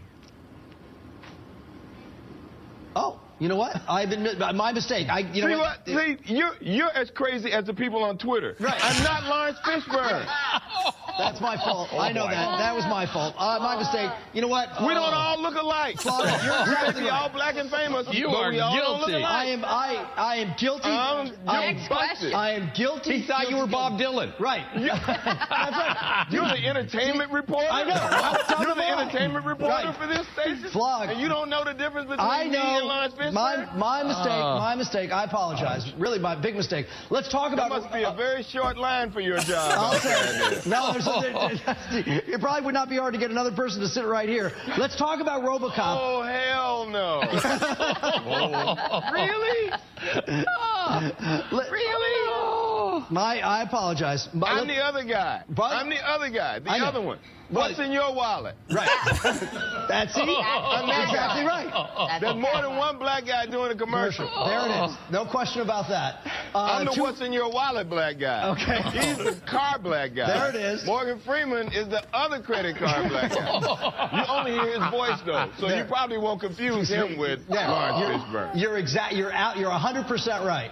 To RoboCop, there's a heavyweight black guy that's like putting cash down in the seats in a baseball stadium, but he's also the black guy that turns off the house, the water, and the lights when his kid tells him the house is cool. Right. I'm not that guy either. Do we want to do a list of all the people that you're not? To the original. And I'm the only black guy in RoboCop that's not a criminal, other than Michael K. White. Were you a fan of the Peter Weller version? Yes. I love RoboCop. Well, I tell you what, it's obviously a great cast, and this director does have some extraordinary credits. You do know who they all are, though, right? Yes, I do. I mean, just in case they have some of them on the show, do some work. I won't make the same. Do some research. Make sure you don't confuse them with those other white actors that are out there, like Brad Pitt. This is a well-deserved spanking. Thank you for it. Well, I tell you what, it is going to be... I'm sorry for interrupting you. Go ahead. Not at all. No, not at all. They're pushing us along, and I'm probably going to get spanked in the most extraordinary way with good reason. I didn't like how he ended that at all. No. Why are we talking about spanking?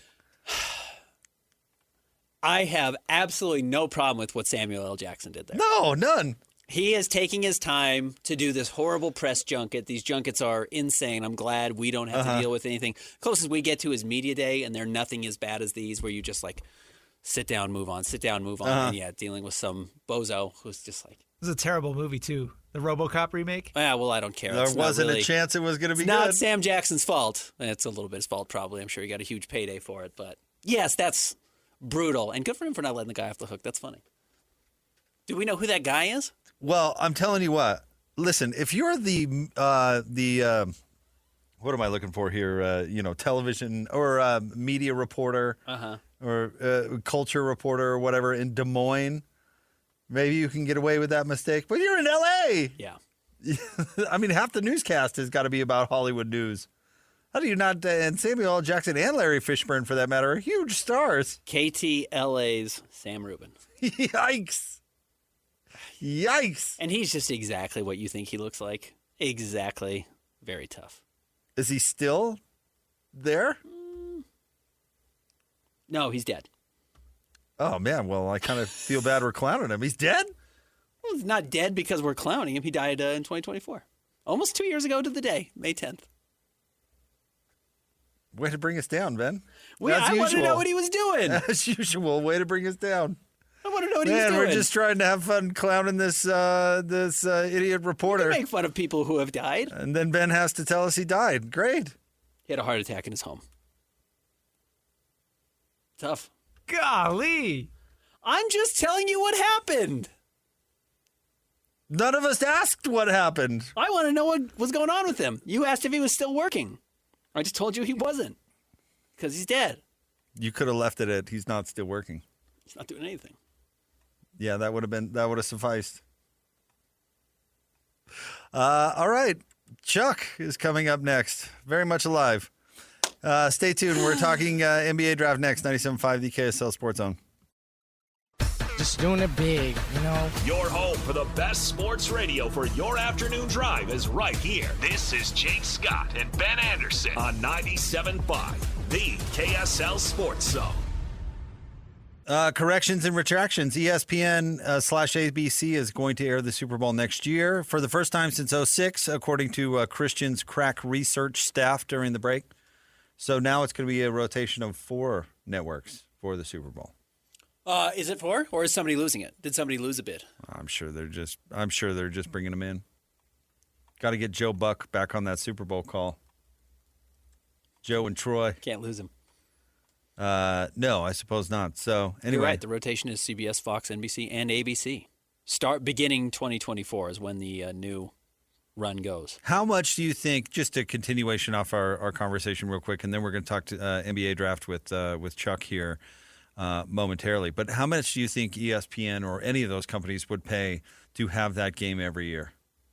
Yeah, if you could become synonymous with the Super Bowl, the way NBC is synonymous with the Olympics or CBS is with the NCAA tournament.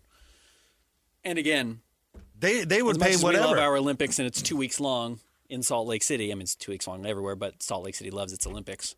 The Super Bowl, that's what every identity would be. It'd be like coming up. Next week of The Simpsons on Fox, the home of the Super Bowl. Yep. It would be that every your single home time. For yeah, the your Super home Bowl. for the Super Bowl. It would be that every time they could use it. And right now, ESPN has not only college football playoff, but specifically the college football championship game every single year. Yep. They don't have to share it with anybody. Yeah. So why would you give it up? It's got to be worth a fortune. Yep, it does. Might be the most valuable thing that the mouse has when it comes to ESPN. I would imagine. I mean, their share of the Super Bowl, especially individual property. Yes, other than their share of the Super Bowl, probably even once every 4 years. Super Bowl still more valuable, but the NCAA tournament, the NCAA championship game and the entire playoff is really great. Yeah, the value of that is crazy. I mean, honestly, CBS having the NCAA tournament every year, I'm sure, is a huge part of their money-making ability. It's the feather in the cap of their sports coverage. Yeah, might be the only thing that matters. Well, they got of NFL. course, clearing normal NFL games. Yeah. That's for sure. All right, we're going to talk some NBA draft with Chuck coming up here momentarily. Chuck making a return to the Jake and Ben show. He's the host of the Chuck and Darts NBA Draft podcast. In fact, he's with us now. How's it going, Chuck? Going very well. Thank you all very much for having me. We appreciate you jumping back with us again this year. Jazz had a top 5 pick last year. They had number 5. They get Ace Bailey, and I think Jazz fans are very happy with that. How should they feel about landing at number 2 in this year's draft specifically? How do you rank it? Because I've heard from some people very close to teams that this isn't a generational draft. I've heard other people say this is your chance to get the best player on a championship team.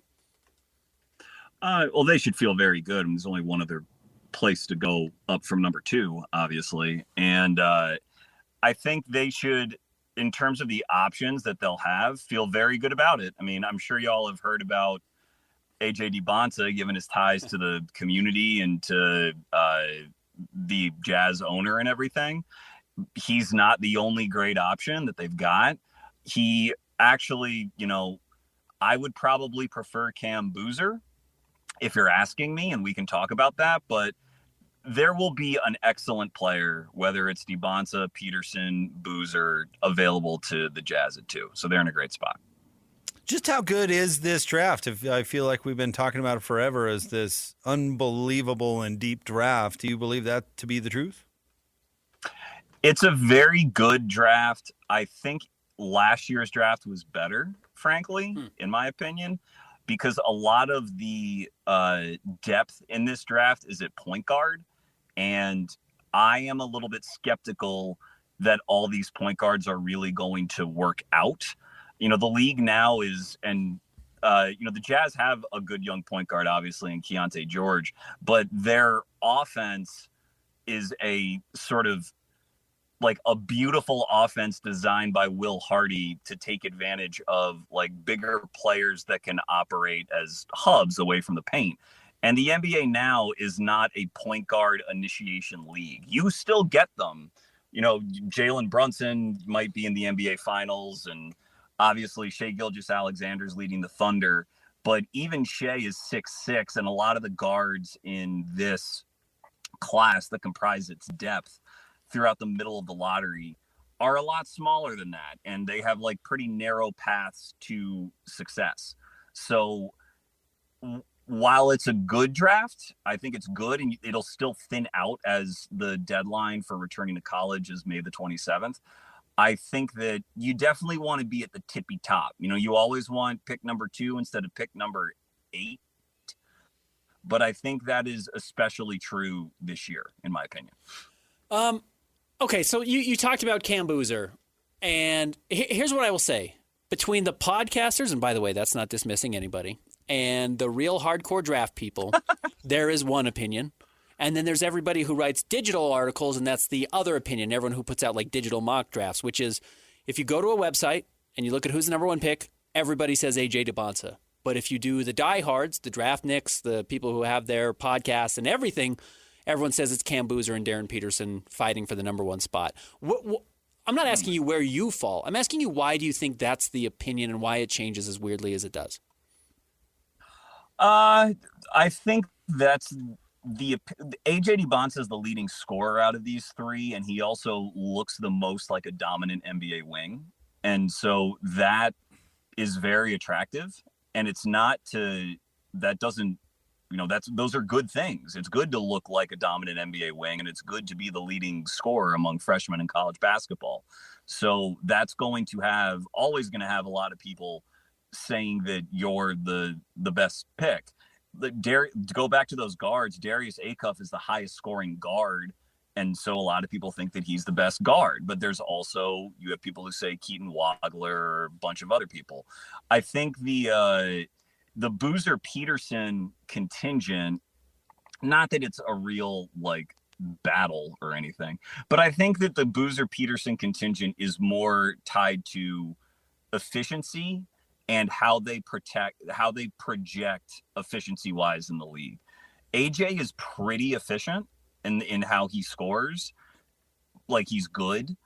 Peterson, when he's on, is the best shooter in the draft. And there's always going to be, and he's like a good athlete. And so if you're a great shooter and a very good athlete and you can D up, then you're going to have a ton of fans.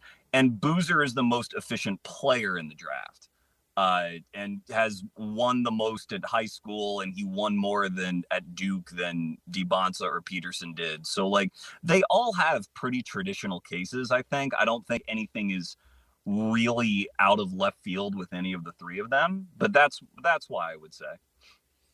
Think we'll see a lot of trades in this year's draft? I mean, Ben and I talked about Giannis earlier and what Milwaukee's going to do with him. I mean, are we going to see anything big happen?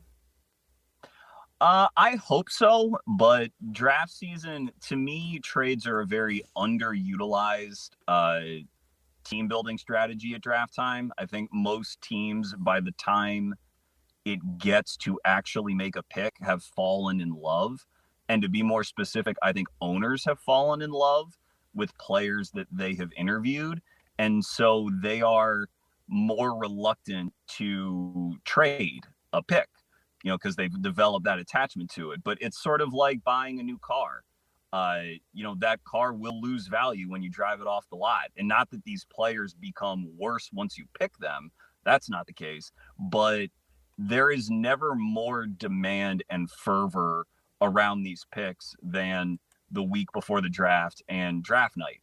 And so I do think that shrewd GMs should be more active in trading back. I mean, I think a big winner of the draft last year, if you ask most people, is the Atlanta Hawks, because they traded down from 13 and got the New Orleans Pelicans pick this year, which is, I think, number 8.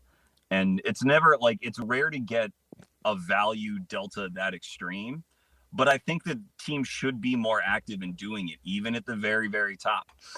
As far as this year, the Wizards have talked about trading down from number 1. It's hard to know what to believe, at this point, because there's lots of smoke screens. But I think it's at least possible. Anytime you have a draft where there's a real difference of opinion as to who should go, even number 1, that is good. That's a good environment for trades, because all it takes is one team to think a little bit differently than others, and then all of a sudden you can have trade partners, and that's where it could go.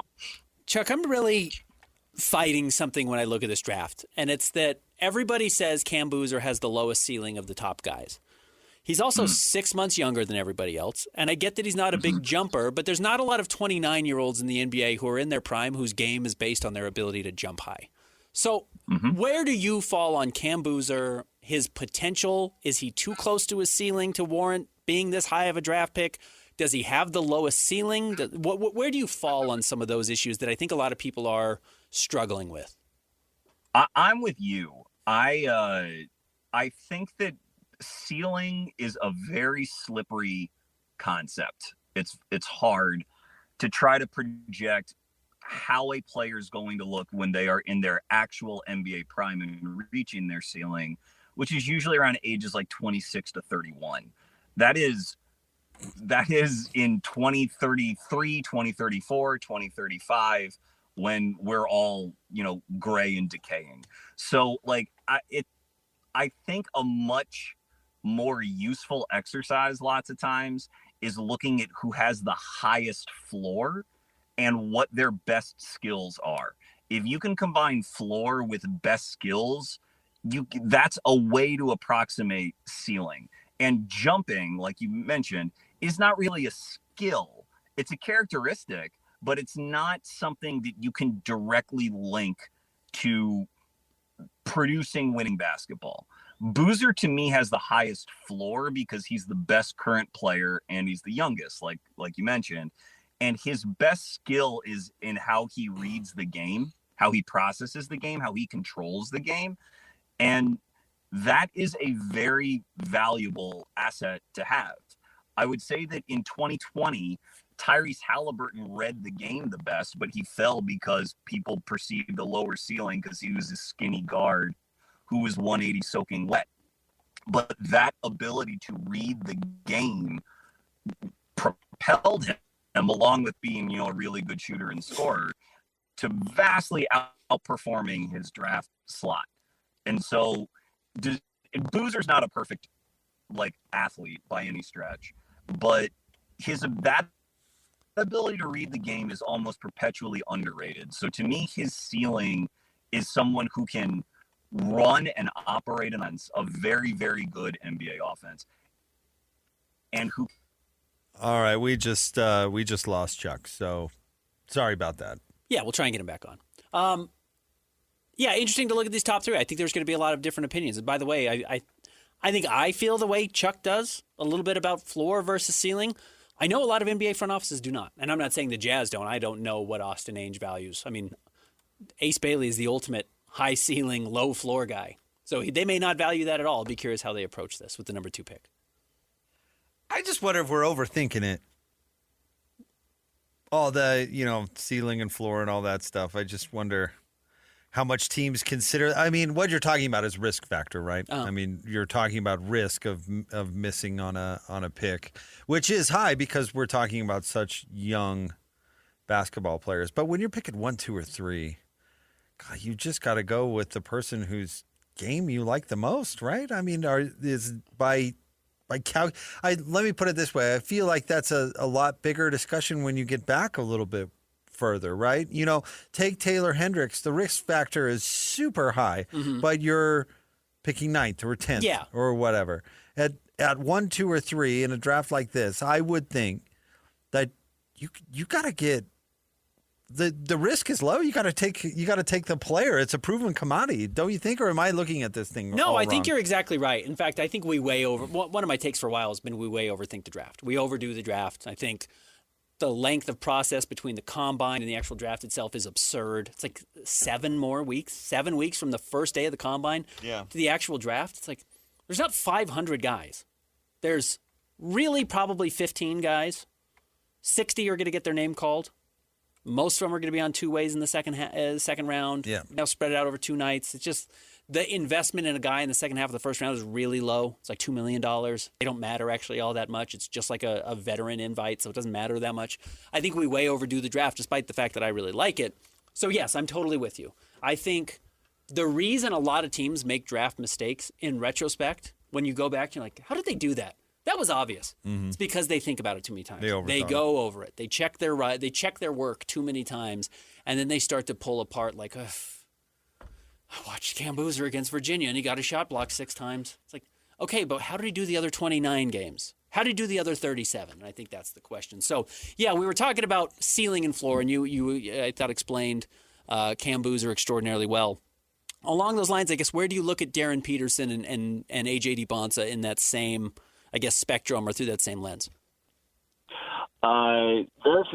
Those questions are fascinating when it comes to those two guys. I think starting with Darren, it's because, his camp has come out and said that he's going to be a point guard, and they know that they need to say that, because if he comes out and says, I'm a pure shooting guard, his ceiling is lower. Because you just look across the league now, who is the best pure shooting guard in the league who doesn't sort of run his team's offense? Is it kind of like Devin Booker maybe? And Devin Booker's a great player, but Darren is aiming higher than that, and I think his camp is aiming higher than that. And he played alongside a point guard at Kansas, and he was in and out of the lineup at Kansas because of what his camp is saying is creatine, and who knows, maybe there's some more information to that. But that his ceiling is tied to whether or not he plays point. And I have not made up my mind as to whether or not I feel like he can successfully do that. I think he probably has enough skills to get the chance to play point guard for 2 or 3 years, but playing point guard requires a lot of availability. You got to build that chemistry to the point where your teammates are really playing your style and following your lead. And that's a bit of a question with Peterson, too, is how much he's going to be on the floor.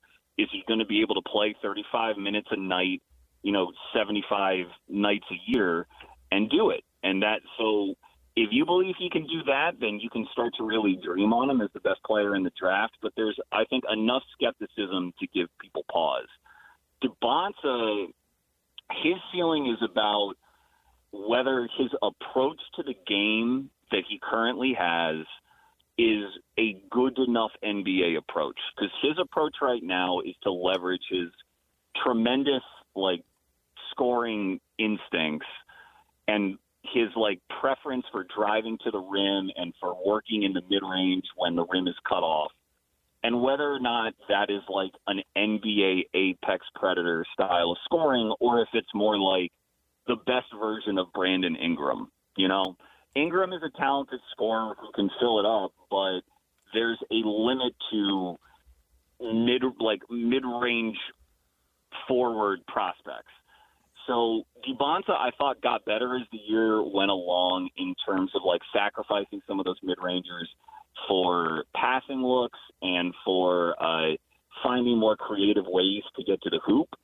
But he is still not yet a very natural three-point shooter. And it's about whether or not you think those encouraging steps that he took are going to continue in the right direction, or if he's going to fall into his habits.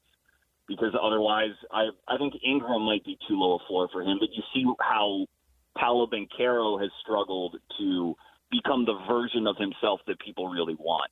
I think Ubanza is a better prospect than Paolo, but there can be a similar sort of concern that, yes, he can make all-star teams, but is he making all-star teams for like a 5 seed as opposed to a 2 seed or a 1 seed, that sort of thing. You alluded to Peterson and his shenanigans at Kansas and whatever the explanation may be. Do you think how much? Well, let me put it this way: how much do NBA teams care about that? Varies by team. I think NBA teams like certainty, as certain as they can be, even if it comes down to a gut feeling. They want their gut to feel confident, and if they feel like they're not getting the whole story, then that will give some of them pause for sure. But it only takes the right team to fall in love. You know, love's a powerful emotion. And if, you know, James Wiseman went second in part because Joe Lacob fell in love with James Wiseman, and James Wiseman played 2 games in college. So there were plenty of people who could have told him that was like a red flag, but it doesn't matter if you get the googly eyes. So I think that Peterson, it depends on, I think, how personally like charismatic and charming he is in these interviews, kind of like stuff that's far away from his production on the court. But he came out and also said something this year about like he's a naturally introverted person. And I hope I'm not taking that out of context, and maybe he felt like it was taken out of context, but like he may not be the guy that just wows, you know, an owner who's making the ultimate call. I think Bonsa maybe is more set up to blow teams away in that particular category. So I think there's some teams who could view Peterson as more of a mystery box, and that could hurt his ultimate stock. Okay, take Darren Peterson out of it because it's the obvious answer. What's the next biggest kind of wild card in the draft? Whether that's a player or a question about a specific player, who do you think that, or what do you think that could be? I think there's a lot of questions about Yaxel Lendeborg because he's old, and generally teams, you know, and scouts like to fade older players. And Yaxel's going to be turning 24 before he plays an NBA game. And so everyone, I think, is sort of building in that discount to him. But I am very intrigued by the possibility that he could be very, very, very good in the NBA, like worthy of a top 5 pick, like that kind of good. And that this age thing, which normally is there for a good reason because it refers to players who, like, were never athletic enough to play in the league until they got older. In Yaxel's case, might be a red herring. I think he's an extremely skilled guy with a lot of physical talent who should not fall out of the top 10. And I get a sinking feeling that the Oklahoma City Thunder at 12 will be more than happy to draft him, and the league will only have itself to blame if that happens. Chuck, thank you for jumping on with us. We really appreciate it. Great stuff, Chuck. Thank you so much. Have a good day. You too. There you go. That's Chuck, host of Chuck and Darts, the NBA Draft Podcast. I would be really afraid to draft a 24-year-old rookie. Just too old? 24. It's like, again, he started college. This is his 6th year of college, and he was the best player on Michigan. Uh-huh. He was the best player on a team that was a great team. That was a great Michigan team. We will look back, I think, other than the fact that, you know, they didn't grow together. It was a team of mercenaries. But as like this is maybe one of the better college basketball teams we've ever seen. Like 3 of the guys are going to get drafted in the top 15. You know, guard might get drafted as well. They had a great roster, and they dominated everybody. They crushed Arizona. They blew out UConn, or were blowing out UConn most of the game. He entered college when the rest of these guys were entering 9th grade or 8th grade. It's like, yeah, he's been playing that level of basketball since those kids were in junior high school. And I know he was at like a low D. He wasn't even D1. He was in junior college and worked his way up. I just feel like every time we have these 24-year-old guys or 23-year-old guys, you remember Dalton Connect, who plays for the Lakers now, there's just like... Does he play? No, he does not play, and that's the problem. Yeah, he's probably out of the league next year. It's just, it's easy to sell yourself to be like, yeah, but the skills are so good, and he looks so finished. It's like, correct, because he's finished. Yeah. Because that's as good he's going to be, but he's 6 years older than the guys he's going up against, and so he's going to go in the first round. Chuck very well may be right, but If I'm a Jazz fan, I'm so happy I'm not sitting there at 8 wondering, do you consider Yoxel the 24-year-old when you're talking about, is Darren Peterson going to play enough? I guess that's the big question for him. Or, is A.J. DeBonce's 33% three-point percentage such a red flag that you could never touch him? Or is the fact that Boozer only dunked 25 times instead of 60 times a major concern? Just everyone in Utah land should be very happy. Got our guy Potgieter bogeyed a couple coming down the stretch. I know. Yeah. We He's cursed now him. down at 3 under. Probably the last time we'll ever talk about that guy. Yeah. Although the new leader at 6 under par, his name is Maverick McNeely. That might be the greatest name in sports history. That's what Lloyd said. I said anybody named Maverick. It feels like an NPC to me, right? It just feels like some made-up character from a video game that they're just like, yeah, Maverick McNeely's leading. It's like, no. Smalley's at the top? No. If you're named Maverick, you probably think you're cooler than everybody else. Because you have a cool name. It's a cool name, don't get me wrong, but... Maverick McNeely is an awesome name. Not as good as Maverick Lamoureux. That's a way better name than Maverick. McNeely? It has an alliteration to it. Yeah, that's not a good thing. It's a great name. Why are you dumping on Maverick? Well, it also reminds me of one of my faves, Can't Hardly Wait, the high school party movie, where the loser who comes back to college is Trip McNeely. He's the loser who was the coolest guy in high school and goes away to college, and none of the girls like him because he's still a high school drunk, and he comes back and is trying to hook up with high school girls. So, sorry, Mav McNeely. But this guy's name is Maverick, not Trip. I'm with you. I might not be in on Maverick as far as Maverick McNeely. He's up right now. We'll see. Can he get around this tree? I think he's about to lose. I think he's about to fall off this leaderboard. No, he birdies this hole. He birdies this hole? We're that far behind?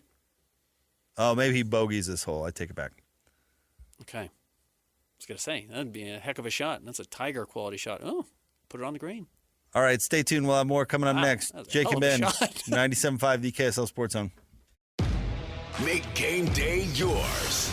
Tickets, food and drinks, stats, and streaming. Everything you need is in the Utah Mammoth app. Download today and make game night easy. Download on both Android and iPhone. Tusk Top.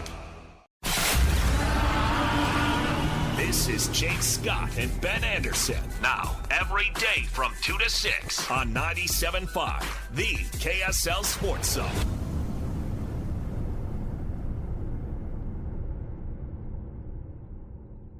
Jake and Ben, 97.5, the KSL Sports Zone. I think we play this every segment until Maverick McNeely's no longer in the lead. In fact, we just keep it on underneath the entire show. No, I don't like that idea at all. Two and a half hours left.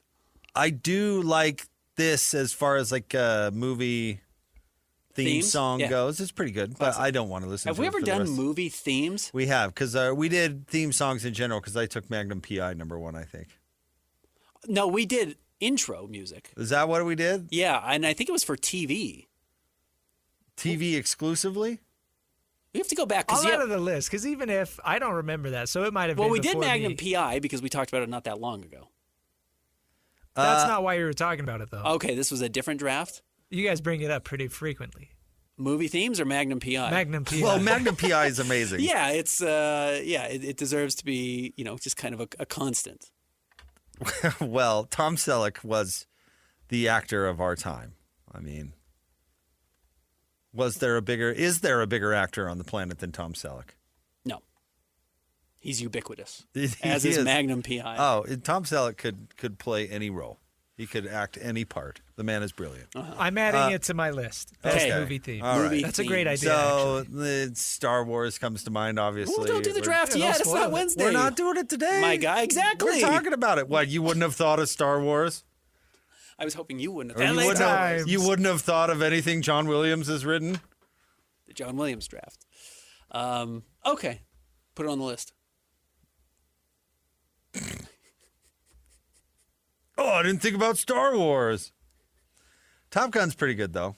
A+. It's like one of the first things you learn how to play when you learn how to play an instrument. Okay. Did you ever play guitar? No. Same. What was your instrument? I played the trumpet. You played the trumpet. No, Jake is the writer and the band leader. It does not mean he plays an instrument. I do not play an instrument in the band. I am chief songwriter. Correct. I'm like Bernie Taupin. Rule maker, songwriter. Uh-huh. some other words in there I can't mix. But in. I'm not playing the guitar now. No, I never played a string instrument. I played the trumpet in like elementary and junior high. Do you like it? Yeah. Then I got braces and it ruined it. Christian music. I played the bells in 6th grade. Does that count? Yeah. It's more than I played. Yeah, it I've never definitely played an counts. instrument. I couldn't play an instrument. My wife makes fun of me for not having any musicality in my life. It's not an Anderson thing. None of my family has it. What kind? Like the cowbell? No, it's like it's kind of like a xylophone, but they're metal. Okay. I did that because you start with the bells, and then that's how you do percussion and like move up to play the drums eventually. But I dropped it after the bells. They never moved you up from bells, huh? No, I would because they're bendy, I'd bend it back and like hit my co-bell player. We'd hit each other with the sticks. Yeah. Behavior issues. Yeah. Probably didn't hit the beat either, I'm guessing. Which would have made you a good drummer, but saying as far as the issues have. But the only thing you need to do to move up from bells is hit the beat. So did you struggle with the beat? Well, I missed my like that, so I clearly never got better. That could be it. It's like one of the best scenes in Mr. Holland's Opus where he's trying to help the guy find the beat who's whacking the drum. Mm-hmm. You know what I'm talking about? And what is it? Uptight by Stevie Wonder is playing, which is one of the great songs ever. Man, we should put that on. Tapping him on the shoulder? Put that on our bump list. Yeah, and then grabs his shoelaces and he's pulling it up and down. Yeah. It's tough to find the beat sometimes. Whiplash, that's what the whole movie's about. Is that your issue? Why you're not musical? You don't have good rhythm? I was singing one time, just kind of like joking around singing.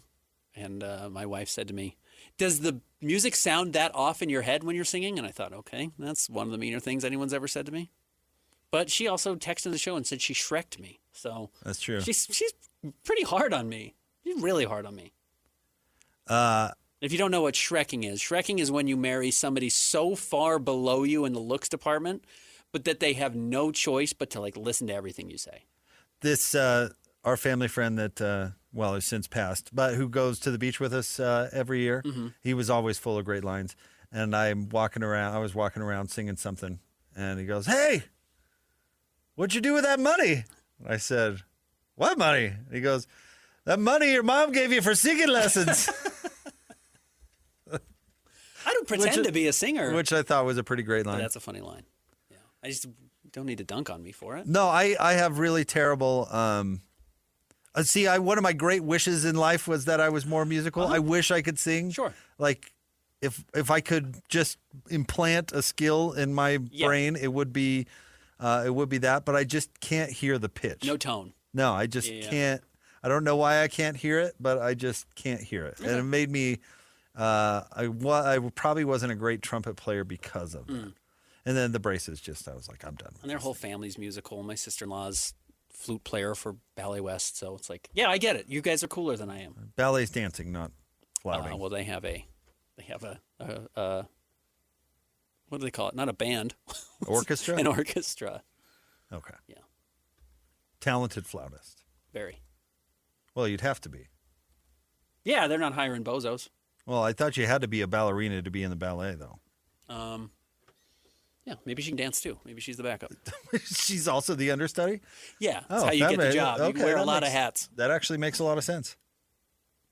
All right, we're going to check in with PK, who's down at Copper Rock, so we'll get the latest from that. We could also see if PK has any hot takes bouncing around his brain. And Maverick's still in the lead. Maverick McNeely, our guy. He's going to go into the weekend. My guy. You don't like Maverick. No, I don't like Maverick McNeely. I'm out on the name. But I'm a Rory McIlroy guy. And if his name is Maverick McIlroy, do you think we have a different opinion of him? No, I'm out on Rory, too. I tried to like Rory for a long time. Very unlikable golfer. Okay. Look at him. What's his deal? Well, he's don't just like his toenails? Got a bad attitude. You think he's got a bad attitude? Kind of arrogant. Yeah. He really did a number on his beloved wife.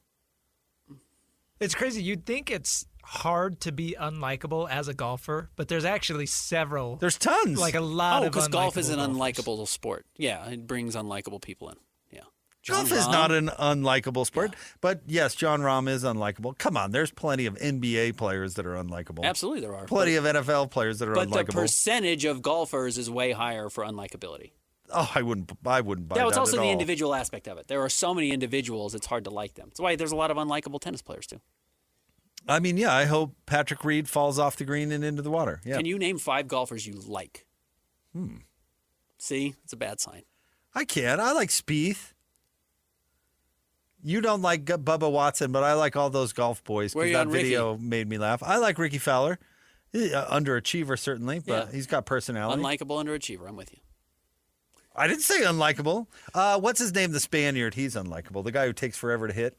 Garcia. Yeah, Sergio. Super unlikable. You like Bubba. You like DeChambeau. I'm not a DeChambeau guy. No, he bugs me. He and his same length clubs bugs me. Yeah.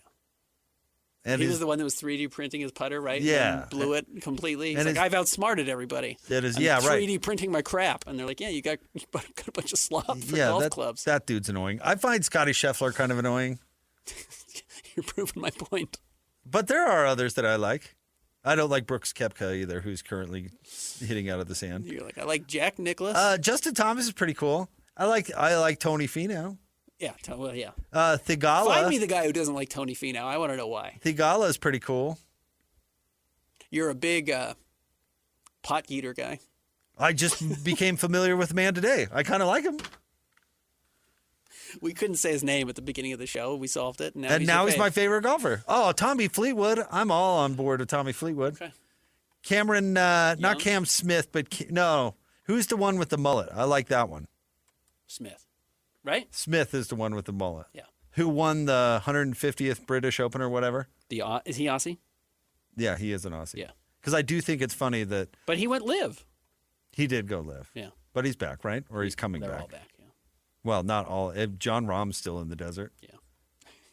So is Bryson DeChambeau. He's talking about just playing on YouTube. Fine career turn for that guy. Yeah. No, Brooks is the one who threaded the needle. He took all the dough to go to live and then came back just in time. Smartest thing he's ever done. Smart move. Maybe the only smart thing he's ever done. Yeah. Stay tuned. We talk to PK next. 97.5, the KSL Sports Zone. If the world were like a Sleep Number mattress, everything would adapt for your comfort. Because as your life changes and your body changes, Sleep Number mattresses adapt and shift to give you personalized comfort night after night. And now everything's on sale during our Memorial Day event. Save up to $1,200 on mattresses for a limited time. To experience a whole new world of comfort, visit a Sleep Number store or go to sleepnumber.com. Sleep Number, to a good night's sleep. Mom, can you tell me a story? Sure. Once upon a time, a mom needed a new car. Was she brave? She was tired, mostly. But she went to Carvana.com and found a great car at a great price. No secret treasure map required. Did you have to fight a dragon? Nope. She bought it 100% online. From her bed, actually. Was it scary? Honey, it was as unscary as car buying could be. Did the car have a sunroof? It did, actually. Okay, good story. Car buying you'll want to tell stories about. Buy your car today on Carvana. Delivery fees may apply. If the world were like a Sleep Number mattress, everything would adapt for your comfort. Because as your life changes and your body changes, Sleep Number mattresses adapt and shift to give you personalized comfort night after night. And now everything's on sale during our Memorial Day event. Save up to $1,200 on mattresses for a limited time. To experience a whole new world of comfort, visit a Sleep Number store or go to sleepnumber.com. Sleep Number, to a good night's sleep. Now with McDonald's, wake up to a $4 breakfast meal deal. Wake up to a sausage McMuffin or sausage biscuit, to hash browns, and wake up to a hot coffee. Get your $4 breakfast meal deal. Limited time only. Prices and participation may vary. Prices may be higher for delivery. Make game day yours. Tickets, food and drinks, stats, and streaming. Everything you need is in the Utah Mammoth app. Download today and make game night easy. Download on both Android and iPhone. Tusk Top. Best jazz coverage in the market. They've got you covered with the Mammoth, the Cougars, the Utes, and the Aggies. This is Jake Scott and Ben Anderson on 97.5, the KSL Sports Zone. Jake and Ben, 97.5, the KSL Sports Zone. Joining the show now, of course, you hear him each and every morning alongside David James. He's coming at us live from the Copper Rock Championship, of course, on the Epson Tour. He's the one and only Patrick Kinahan. Hi, PK. Hello, guys. I miss you, man. It's been a long time since I talked to you. We went from day to day to nothing. Reminds me of my first marriage. Why don't you text me more? That's a good point, Ben. Because you're a newlywed, so I'm figuring you're busy if you get my drift. I have no idea what you're talking about. The Copper Rock Championship is going on. You are live. About to be dead the next time I see Ben. How's it playing headed into the weekend? It's awesome, man. It's great. The course Copper Rock, I've been around Copper Rock for several years. I actually played it like a month before it opened about 5-6 years ago, and been playing it consistently since. And it's never been in better shape. Best shape that I've seen it in. I was out there Wednesday for the practice rounds, just following some of the ladies. That wind was howling. But yesterday and today, sweet. I mean, a little breezy, you're going to get that, particularly over there. The town's called Hurricane for a reason. And but the conditions are awesome.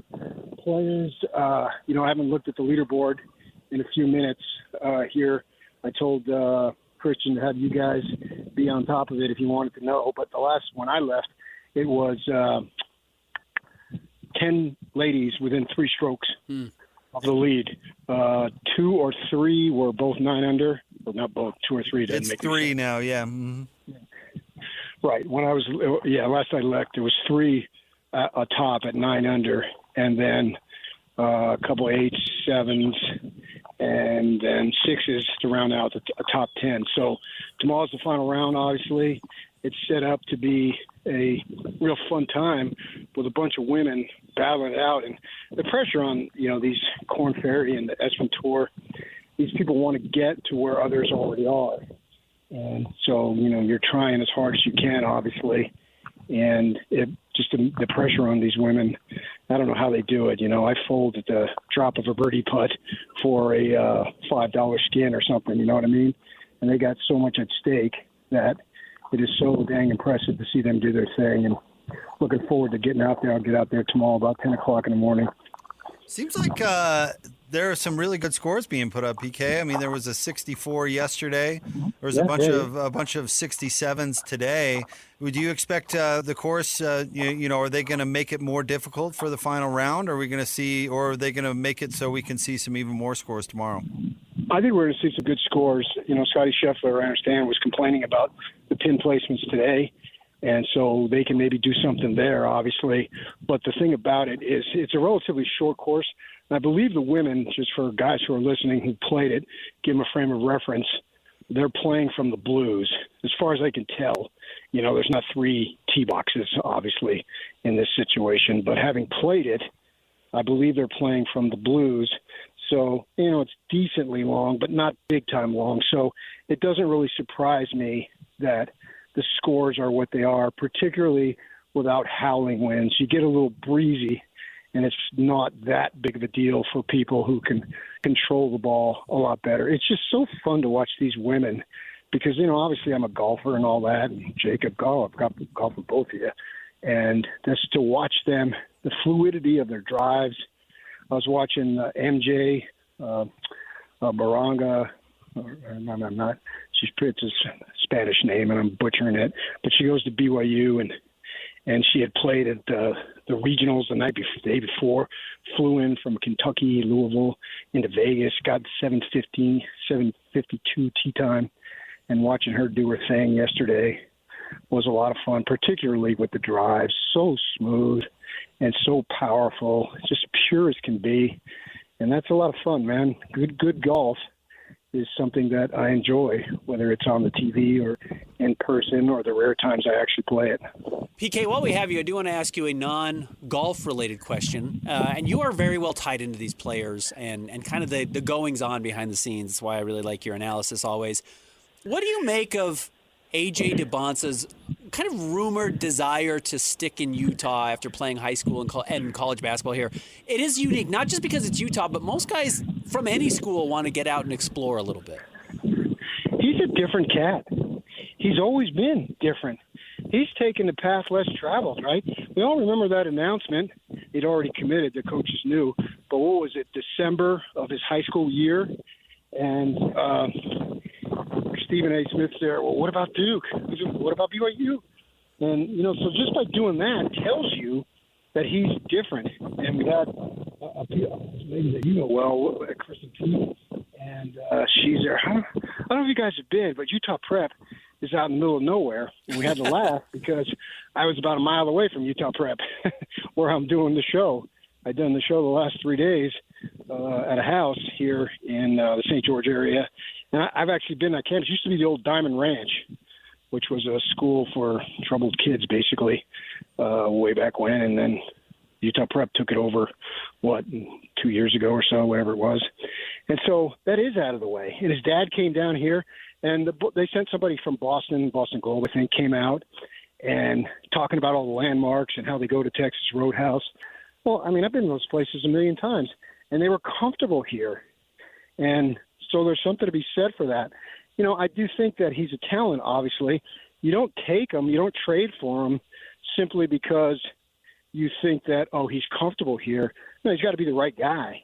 And I think he likes the BYU situation. You saw him on social media. I mean, look, what is his senior, right? He's going to the games and in the student section, and it would be like some royalty the way he was treated. So when you think about it, why wouldn't he like it, right? And clearly he did. And so there's a lot to be said for being comfortable in your surroundings, right? I'm walking here. That's why I'm a little bit out of breath. In case you were wondering, I'm walking away to get out of where I've been, obviously, at the course. But, it's true. He liked it. He likes having Kevin Young down the street. You have access to him more. Familiar with Danny, obviously. Familiar with Ryan. He probably has had the opportunity to get familiar with Austin a little bit more. So I think it's going to get done. If I had to bet, I'd go like 55-45 right now that it happens. I need to get more information, but that's where I stand right now. Ben and I were talking about unlikable golfers. Ben thinks it's an unlikable sport. I disagree. But there are plenty of unlikable golfers. Who are your most unlikable golfers on tour?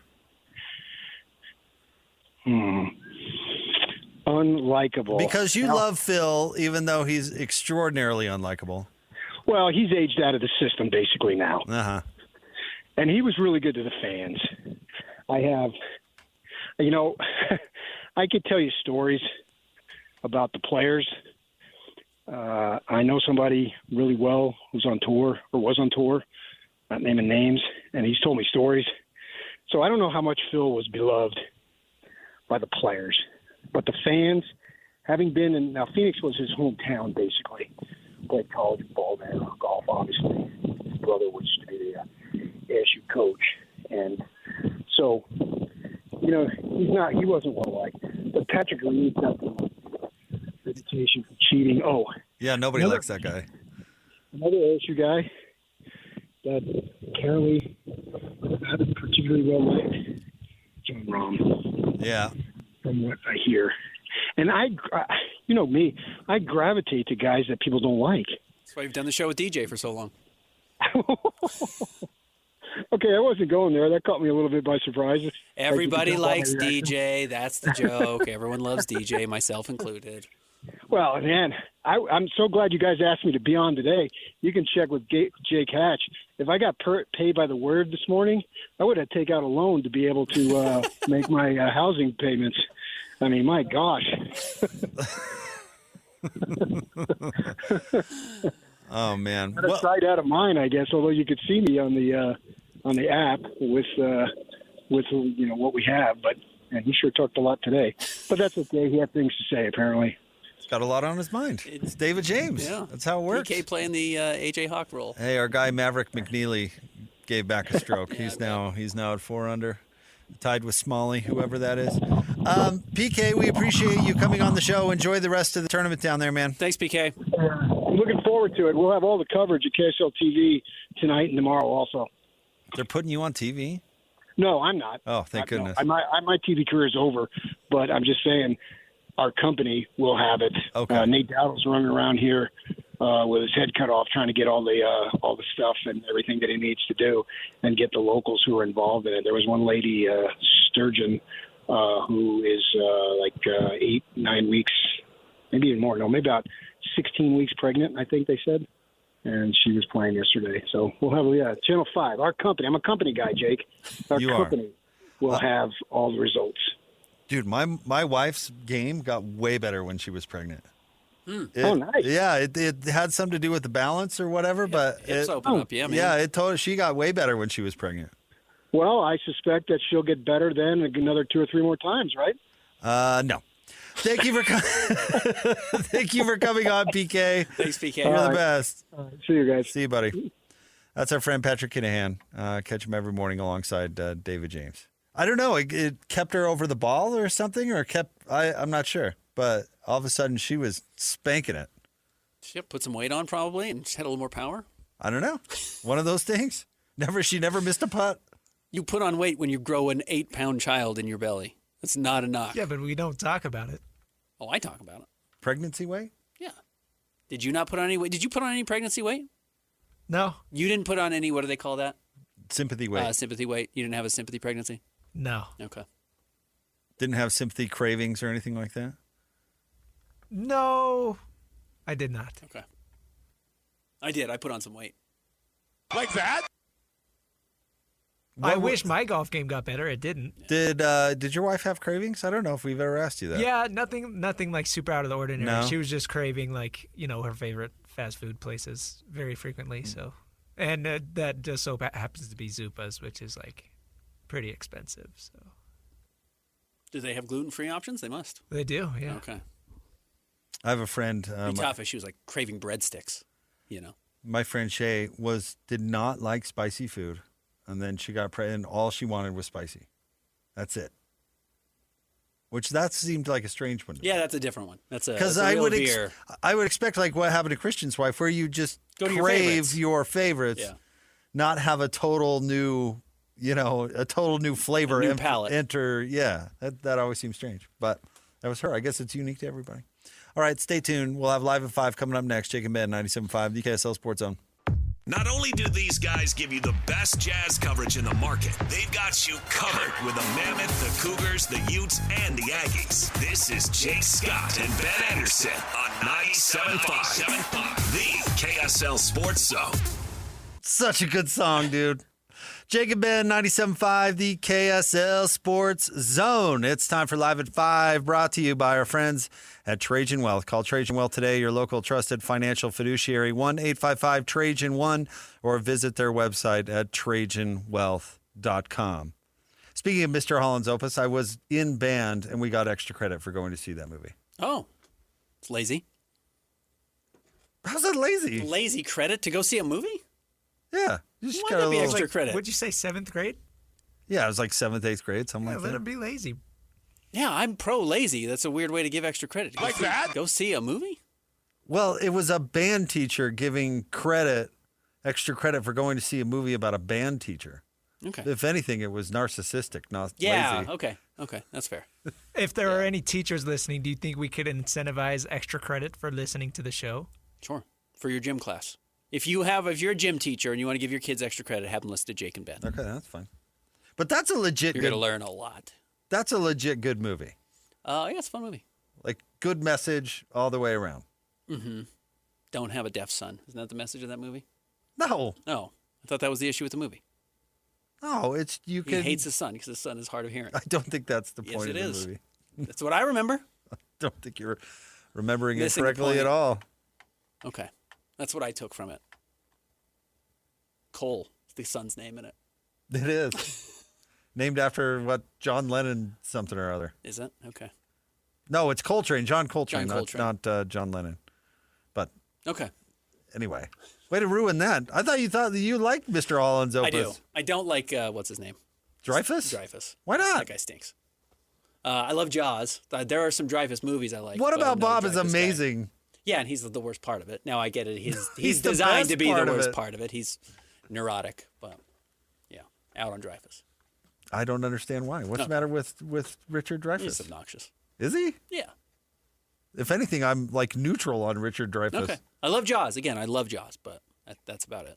But anywho, there you go. That's a great song. Live at 5. The latest story up at KSLSports.com, just as I got rid of it, I believe, is talking about, BYU's Miller Park delivers one of the college baseball's best views. No doubt that's true.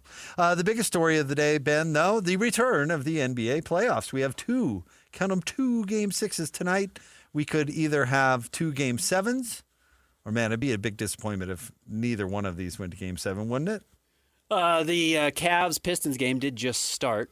I think it's on Prime, so it we is. don't think Both we have games access are on, to it here. Both games are on Prime today. I guess more on the line here for Donovan, if we're going to take a local angle of it, over Rudy Gobert.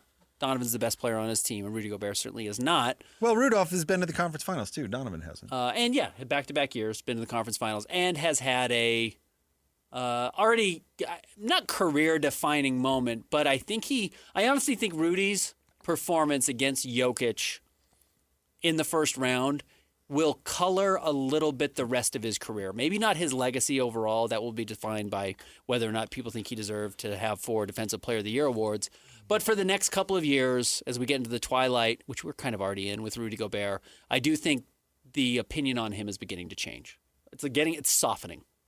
I think people are no longer trying to clown him at every stop. That doesn't mean I expect it to stop, but I think his performance in the playoffs so far has allowed people to kind of accept his value a little bit more. Do you think? I don't think anybody will ever change their opinion on Rudy. I think unless he plays for your team. Who did we have on from Minnesota? Was that last week? Ben Beacon, who came on and described exactly how Rudy is valuable to a basketball team. And he said all the things that people around here were always saying when Rudy was here. Correct.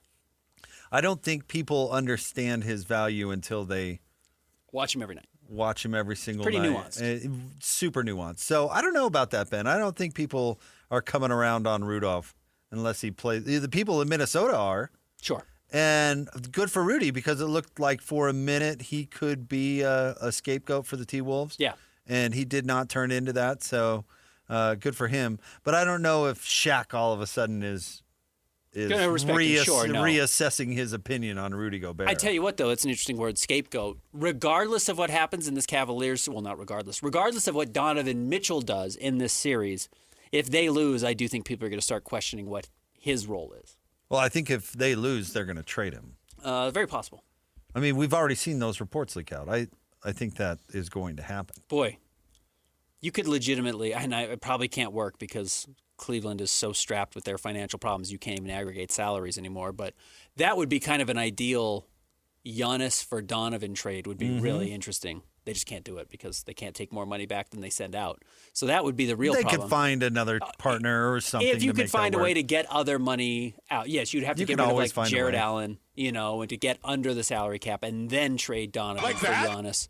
I could see something of that sort make some sense. And that would actually be really interesting because you would be a weird old team, but I actually think James Harden, Giannis, Evan Mobley, LeBron maybe LeBron comes back to Cleveland, honestly, has a better chance to win a title than James Harden, Donovan Mitchell led roster.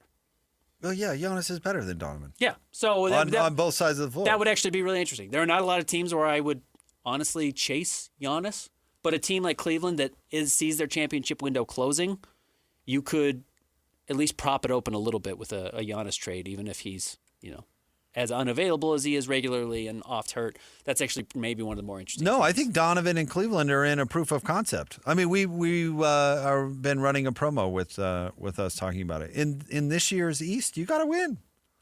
You got to win, or they're going to reassess. Because if you don't win this year, maybe the Eastern Conference could get worse than it was this year.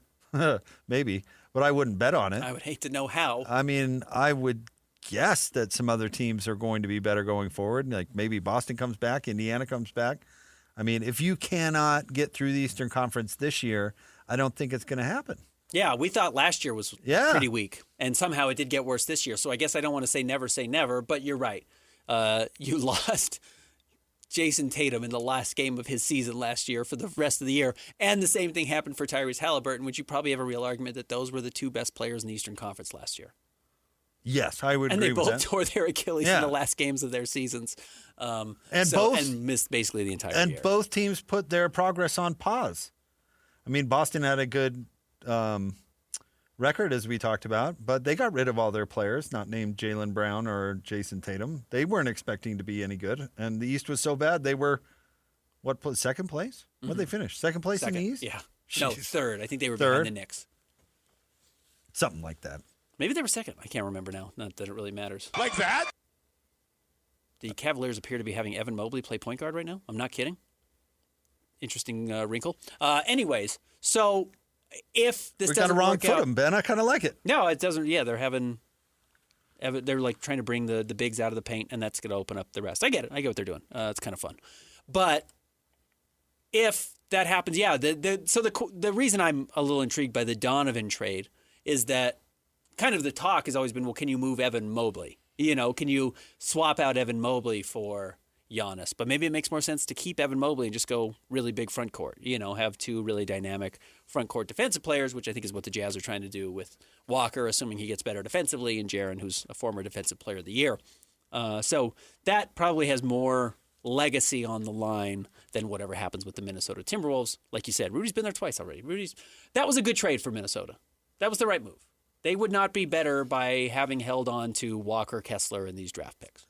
Well, they made the trade at the wrong time. They paid more than the market was askew when that trade was made. It hadn't been set. Yeah, and they set a very weird market. Yeah, because what was the trade right before Rudolph? That was ridiculous. That kind of set where it was. Oh, why am I? Don't was it bring Paul George?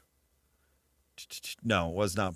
It was not Paul George. No, Mikal Bridges was after. Mikal Bridges was definitely after. But there was a big trade before that.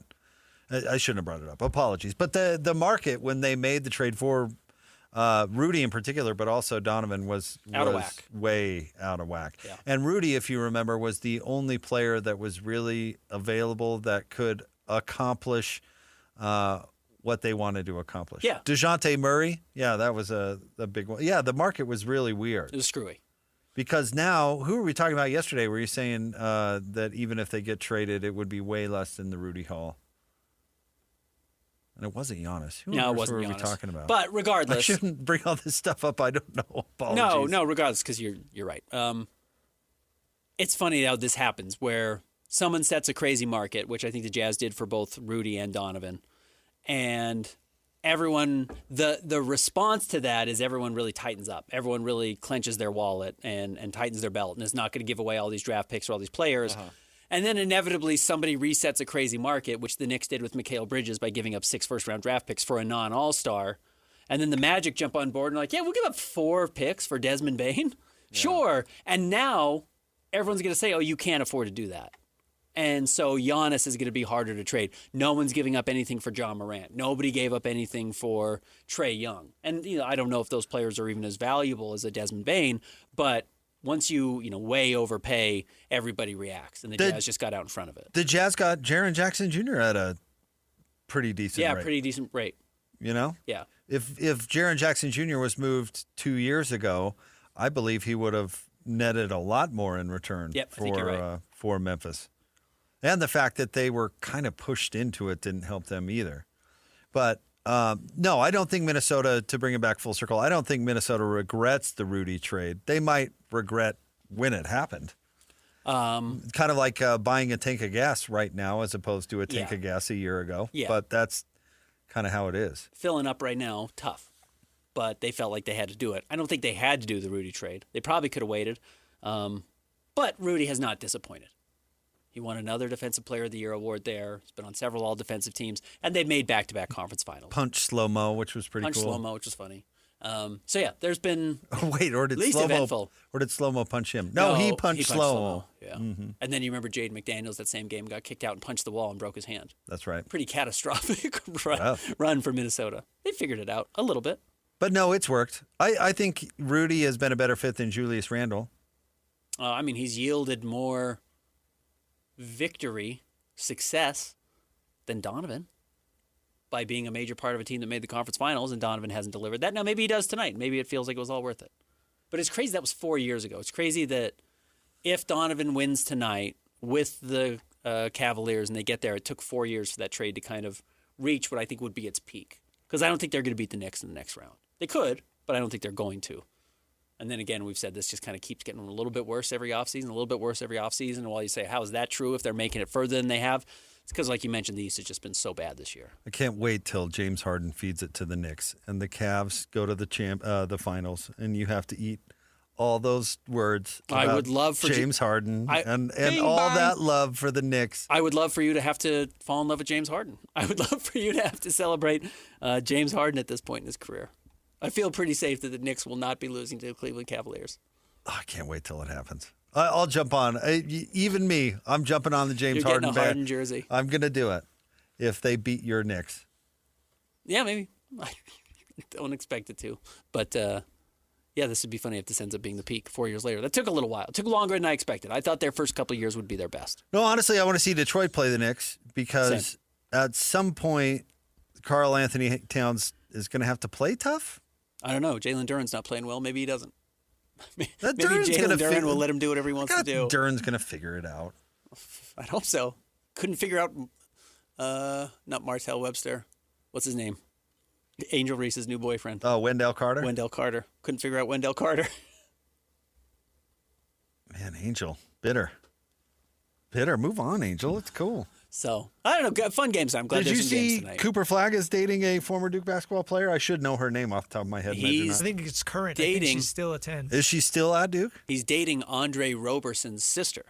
Now, Andre Roberson's a former Oklahoma City Thunder member, and he is relevant locally because do you know who else his other sister dated? Has a child with Jordan Clarkson. Oh. That's who Jordan's daughter is with. Another Andre Roberson sister. Well, Andre Roberson and Jordan Clarkson were best friends growing up. Apparently, Cooper Flagg's girlfriend is 6'3". Mm-hmm. Cooper Flagg is 6'8", 6'9". Man, those kids are going to be tall. Those kids are going to be like 7'5". Good players. I expect those to be some good basketball players. Now, I anticipated Andre Agassi and Steffi Graf's kid to be basically winning U.S. Opens by now, and apparently their son, I think they have a son and a daughter. I guess they're not that into tennis. It would be super disappointing if this kid was not into basketball. If they have a kid, by the way, they're not expecting. Ari Roberson. I think Jordan Clarkson's girlfriend was Ashley, if I remember correctly. Neither here nor there. I remember Andre Karolinko came back for the 50th anniversary team last year. Not this season, but 2 seasons ago. And his son, Fedor, F-E-D-O-R, like Theodore, but Russian. I was like, oh, is this going to be like a lanky basketball player? And he's like, no, coffee shop, cigarette in the mouth, hipster. I was like, oh, yeah, not everyone does what their dad does. Makes sense. Typical Russian. I mean, you could say Andre was a typical Russian as well. But, yeah, the son, more of the European look, I guess. Andre had a weird back tattoo. Yeah, he got the World of Warcraft tattoo. It wasn't the World of Warcraft, though. Wasn't it? Wasn't that a big World of Warcraft dragon? No, that was just the joke. Oh, okay. I really thought it was actually World of Warcraft. It was just, that was the joke when it came out. Okay. I don't think Andre was playing World of Warcraft now. That was like his whole thing. He was like a legit video game dude. That was part of the problem. Was that he was a gamer. It was inspired by his love for World of Warcraft. It's like that was exactly the problem. It's like getting Yoshi tattooed on your back. It's a bad sign. Who was it that it got? Oh, it was Kyler Murray, who they wrote into his contract specifically that he had to take a break from video games. And it sounds like. Oh, okay. I was wondering if Andre got it removed because there's some photos of it where it lightened up. I just think it lightened up over time. Yeah, Kyler Murray, famously, just like James Harden after certain cities with certain clubs. Kyler Murray, they tracked when Call of Duty would come out, and his performance after Call of Duty came out was always horrendous because the theory was he was up all night or all week playing Call of Duty. Stay tuned. More Jake and Ben coming up next. 97.5, the KSL Sports Zone. I'm here on the job site with Dale, who's a framing contractor. Hey, good morning. Dale traded up to Geico Commercial Auto Insurance for all his business vehicles. We're here where he needs us most. Yep, they sure are. We make it easy for him to save on all his insurance needs, all in one place, with coverage that fits his business and bottom line. Oh, I shouldn't have looked down. It's all right. We're so far up here. Look at me. Take a deep breath. No, I'm good. So good. Get a commercial auto insurance quote today at geico.com and see how much you could save. It feels good to Geico. Your home for the best sports radio for your afternoon drive is right here. This is Jake Scott and Ben Anderson on 97.5, the KSL Sports Zone. Jake and Ben, 97.5, the KSL Sports Zone. My daughter has her last soccer game this weekend, Ben. And she's going to be playing goalie for at least half of it. And her playing goalie makes me so nervous. It's like me listening to the guy not know Laurence Fishburne versus Samuel L. Jackson. Yeah, it makes me so nervous. I can't even enjoy it. So would it be a bad dad move if I, I don't know, took a walk? Didn't support your kid? Yeah. See, I want to Yes, that's a avoid bad dad that. move. What part makes you nervous? I don't know. Her allowing goals or her getting hit with the ball? It's not really hit with the ball. Okay, you don't want to see the ball go past her and allow a goal. I just remember how I felt when I was the last line of defense for anything. And I was just a basket case, right? She's fine. She kind of likes it, actually. And her team thinks she's pretty good. It just makes me nervous. How big is the goal? It's just one of those little fold-out ones? No. It's a little like a bigger real than goal. that. Okay. It's not quite a real goal, but it's not an MLS, but no, it's not quite a real goal, but it's not one of the little fold, the little teeny ones. Okay. So anyway, last game she really played well. So great. But I'm already nervous about it. And you know what? As you've said, though, there's just nothing better than life lessons that you get with youth sports. That is really true. Really, you learn a lot. And the nice thing is, honestly, for her, she's not nervous about it. No. And if she was at one point, she's gotten over it and she likes it. And that's what she'll take from it. She won't remember the goal she gave up. Because I've had a bad dad soccer season. No, I really have. This is really terrible. So she, at the beginning of the year, she started complaining about her ankles and feet hurting. Like after every practice and after every game. And I'm going, you're 9. Yeah. Why? You're way too young to be complaining about sore ankles Tough it out. after every. No, not tough it out. I more thought Rub like some dirt on it. I thought, okay, something's wrong. I took her to the doctor. To say, hey, what's going on? She should be able to practice without her. And the doctor goes, have you tried switching out her cleats? Hadn't thought about it. And I thought, you mean the brand new cleats we bought her right before the season? Yeah. You mean the first thing I should have thought of when she came to me and was complaining about sore ankles and sore feet? You mean that? And it worked? So I got her some new cleats halfway through the year and she's fine. Great. Well, at least you solved it. 2 months too Post-doctor late. visit. Yeah, after you went to the Sans doctor the visit. specialist. Yeah, the podiatrist. It's like going into the doctor and being like, my nose is running. And she's like, have you tried blowing it? Yeah. Why do you keep eating all the chili peppers? Right. I hadn't just thought about that. In all honesty, I felt like such a crappy dad. And the doctor, and you and I both used the same pediatrician, coincidentally. Oh, actually, not coincidentally. I think you recommended her to us, if memory serves, who's wonderful. Yeah. But she had to look at me like I was an idiot. Like here I am thinking she's got like tendon problems or something. And she's like, she texted Ben, said, who's this bozo? Who's this guy? Why'd you send him my way? Who's this idiot? Stop recommending your friends. Have you tried different cleats? No, doctor. I haven't tried different cleats. We'll get right on that. Thank you. That's what she went to medical school for. Yeah. Point out obvious things. Because I did. I bought her new cleats right before, and then all of a sudden she's complaining about it. Anyway, solved it. So I've had a bad dad soccer season that, thank goodness, is coming to an end. Ben, 23-22 right now, currently. The Cavaliers lead the Pistons with about a minute to go in the first quarter. How many teams in the Western Conference do you think would trade their position right now for the Utah Jazz? Because the Jazz, to reset, I don't think going it's that hard into to. next year, I think people are pretty optimistic about Keontae George. Jazz certainly really like him. If you think it's real or not, the production, I think I would listen to a debate on it. But the Jazz are certainly in on Keontae, it seems like. I think they really like Ace. Like Will Hardy really likes Ace. Lowry's obviously great. Jaren is very exciting. I think they're going to bring Walker back. Got some okay players coming off the bench. Still curious to see what, Bryce or Flip or Cody Williams can turn into. But then now, most importantly, now you have this number 2 overall pick. It's a really advantageous spot to be in. It's a nice spot. I'm curious how good of a spot compared to maybe some of the other teams in the West. Not meaning, are they going to win more games than these would teams? Trade rosters? Because a couple of years ago, Matt Ishbia said there's only 3 teams in the league would trade rosters with us. And obviously that was insane. Would not trade rosters. Yes. Only 3 teams would not trade rosters with us. And I think he was alluding to the Celtics, the Spurs, and the Thunder, which obviously was insane. I'm curious how many teams would trade spots with the Jazz. Here you go. Oklahoma City, no. No. San Antonio, no. No. Denver, no. The Lakers? Yes. No, they've got Luka. They really like guys like Luka. If it were me, the answer might be yes. But if you were asking the Lakers, I would say no. They're going to be weird going into the season next year with Luka and AR and maybe a dinosaur LeBron. Well, if AR's on the team. I think that he's going to be their only choice. And I think... But he's a free agent. He is an unrestricted free agent. I just don't know if anyone else is going to pay him. Maybe Chicago or Brooklyn comes after him. I know I wouldn't want to stand there and watch Luka play basketball. Sure. Maybe Very AR's possible. into that. But I think the Lakers probably, they would say no because of the Doncic. Rockets? Yes. Would trade with the Jazz? I kind of think they might.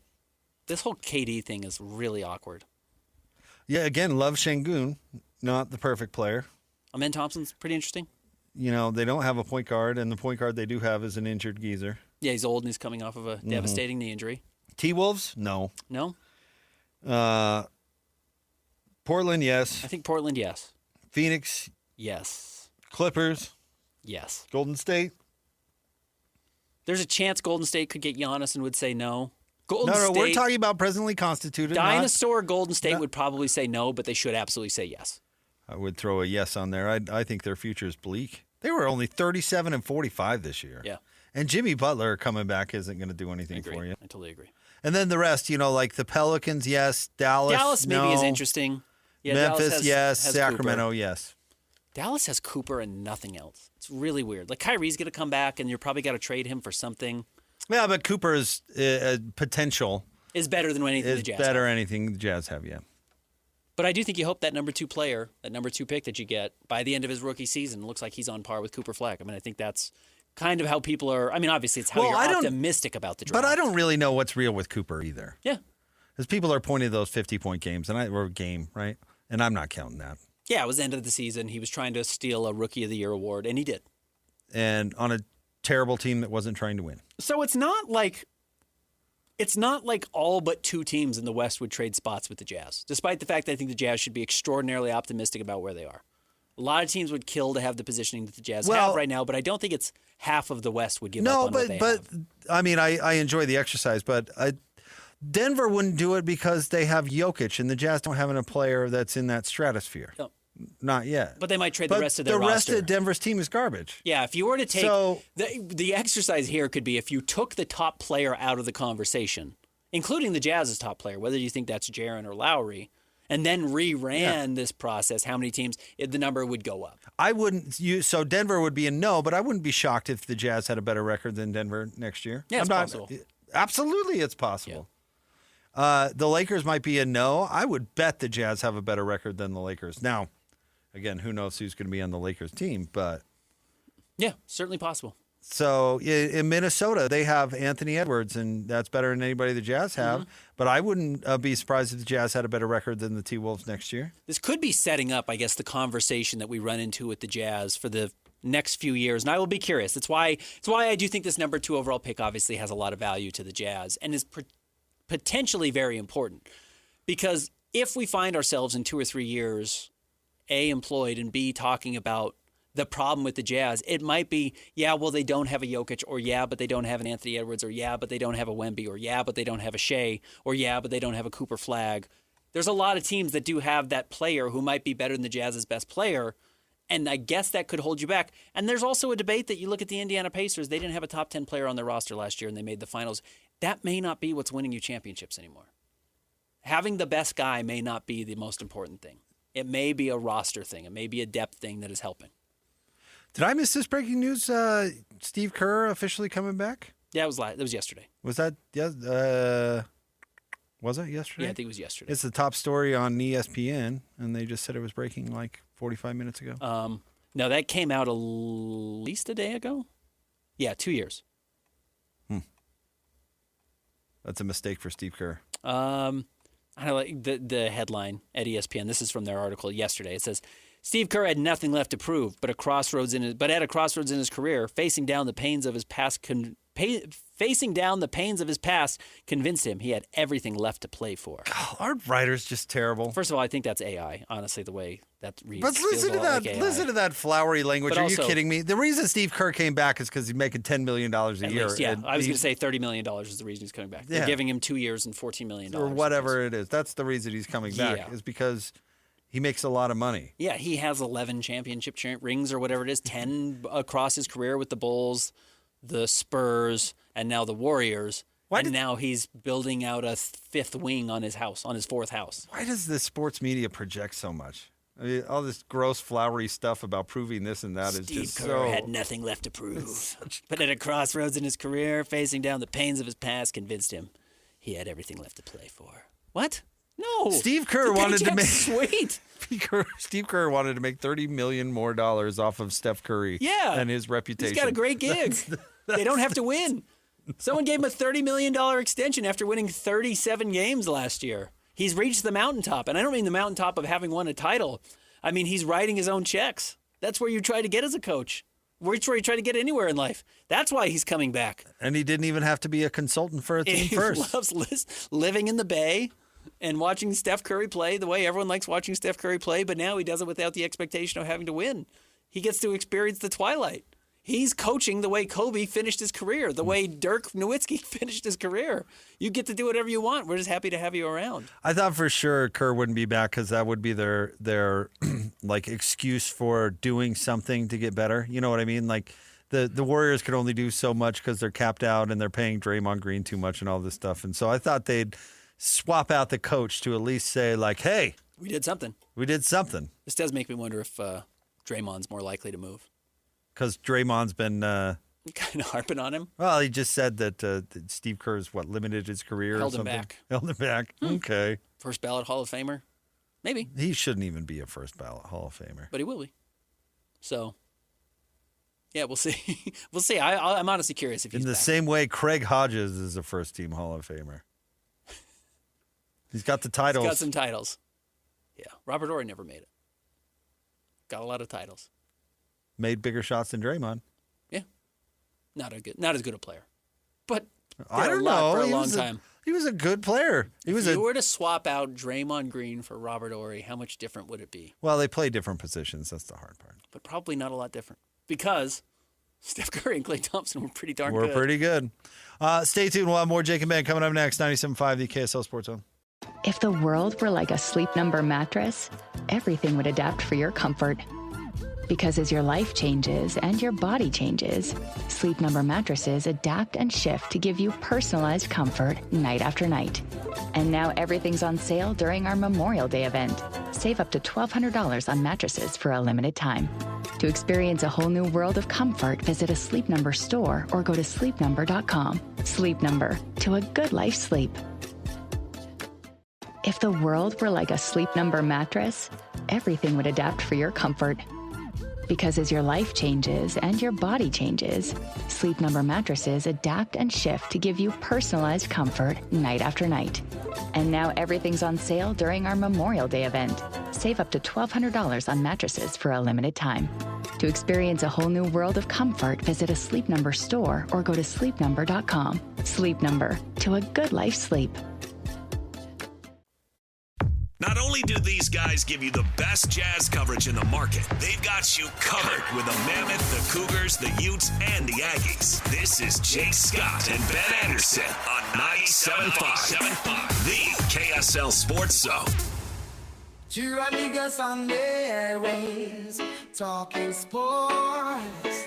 They got him and Jackson on soul. Loves his tie-dye, Ben's got style with his scarf. Oh my. This message is for Jake and Ben, and maybe Christian if he's popping around too.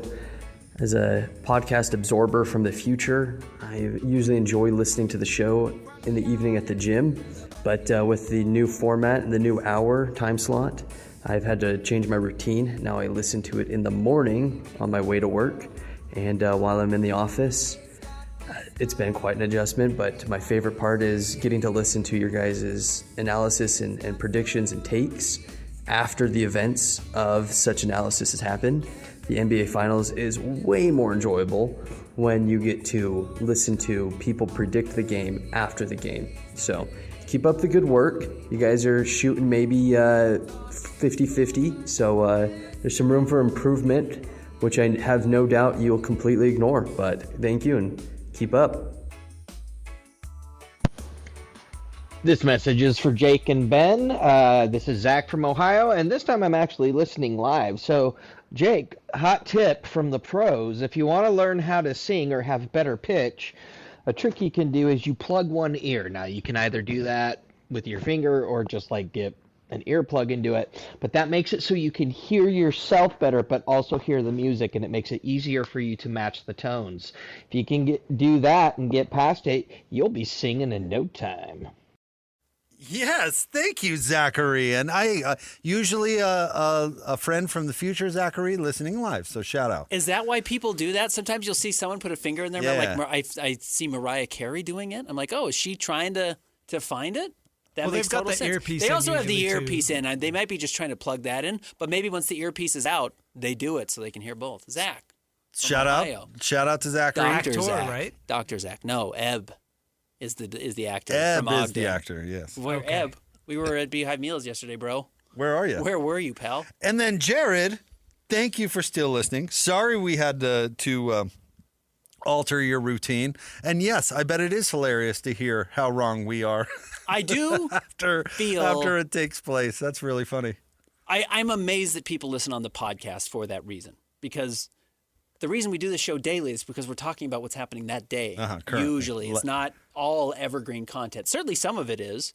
But a lot of it is like what's happening with the Cavs game tonight. Mm-hmm. So thank you to everyone who absorbs this, however you do it, future or otherwise. Yeah, it is the strength of sports radio is people tune in to the radio because they want to hear what's going on now. Up to the minute, live. But it is nice that it does translate to podcasting. And, when we're wrong, Jared, just ignore it. And when we're right, just remember how smart we are. Hey, man, if we're doing 50-50, I feel pretty good about that.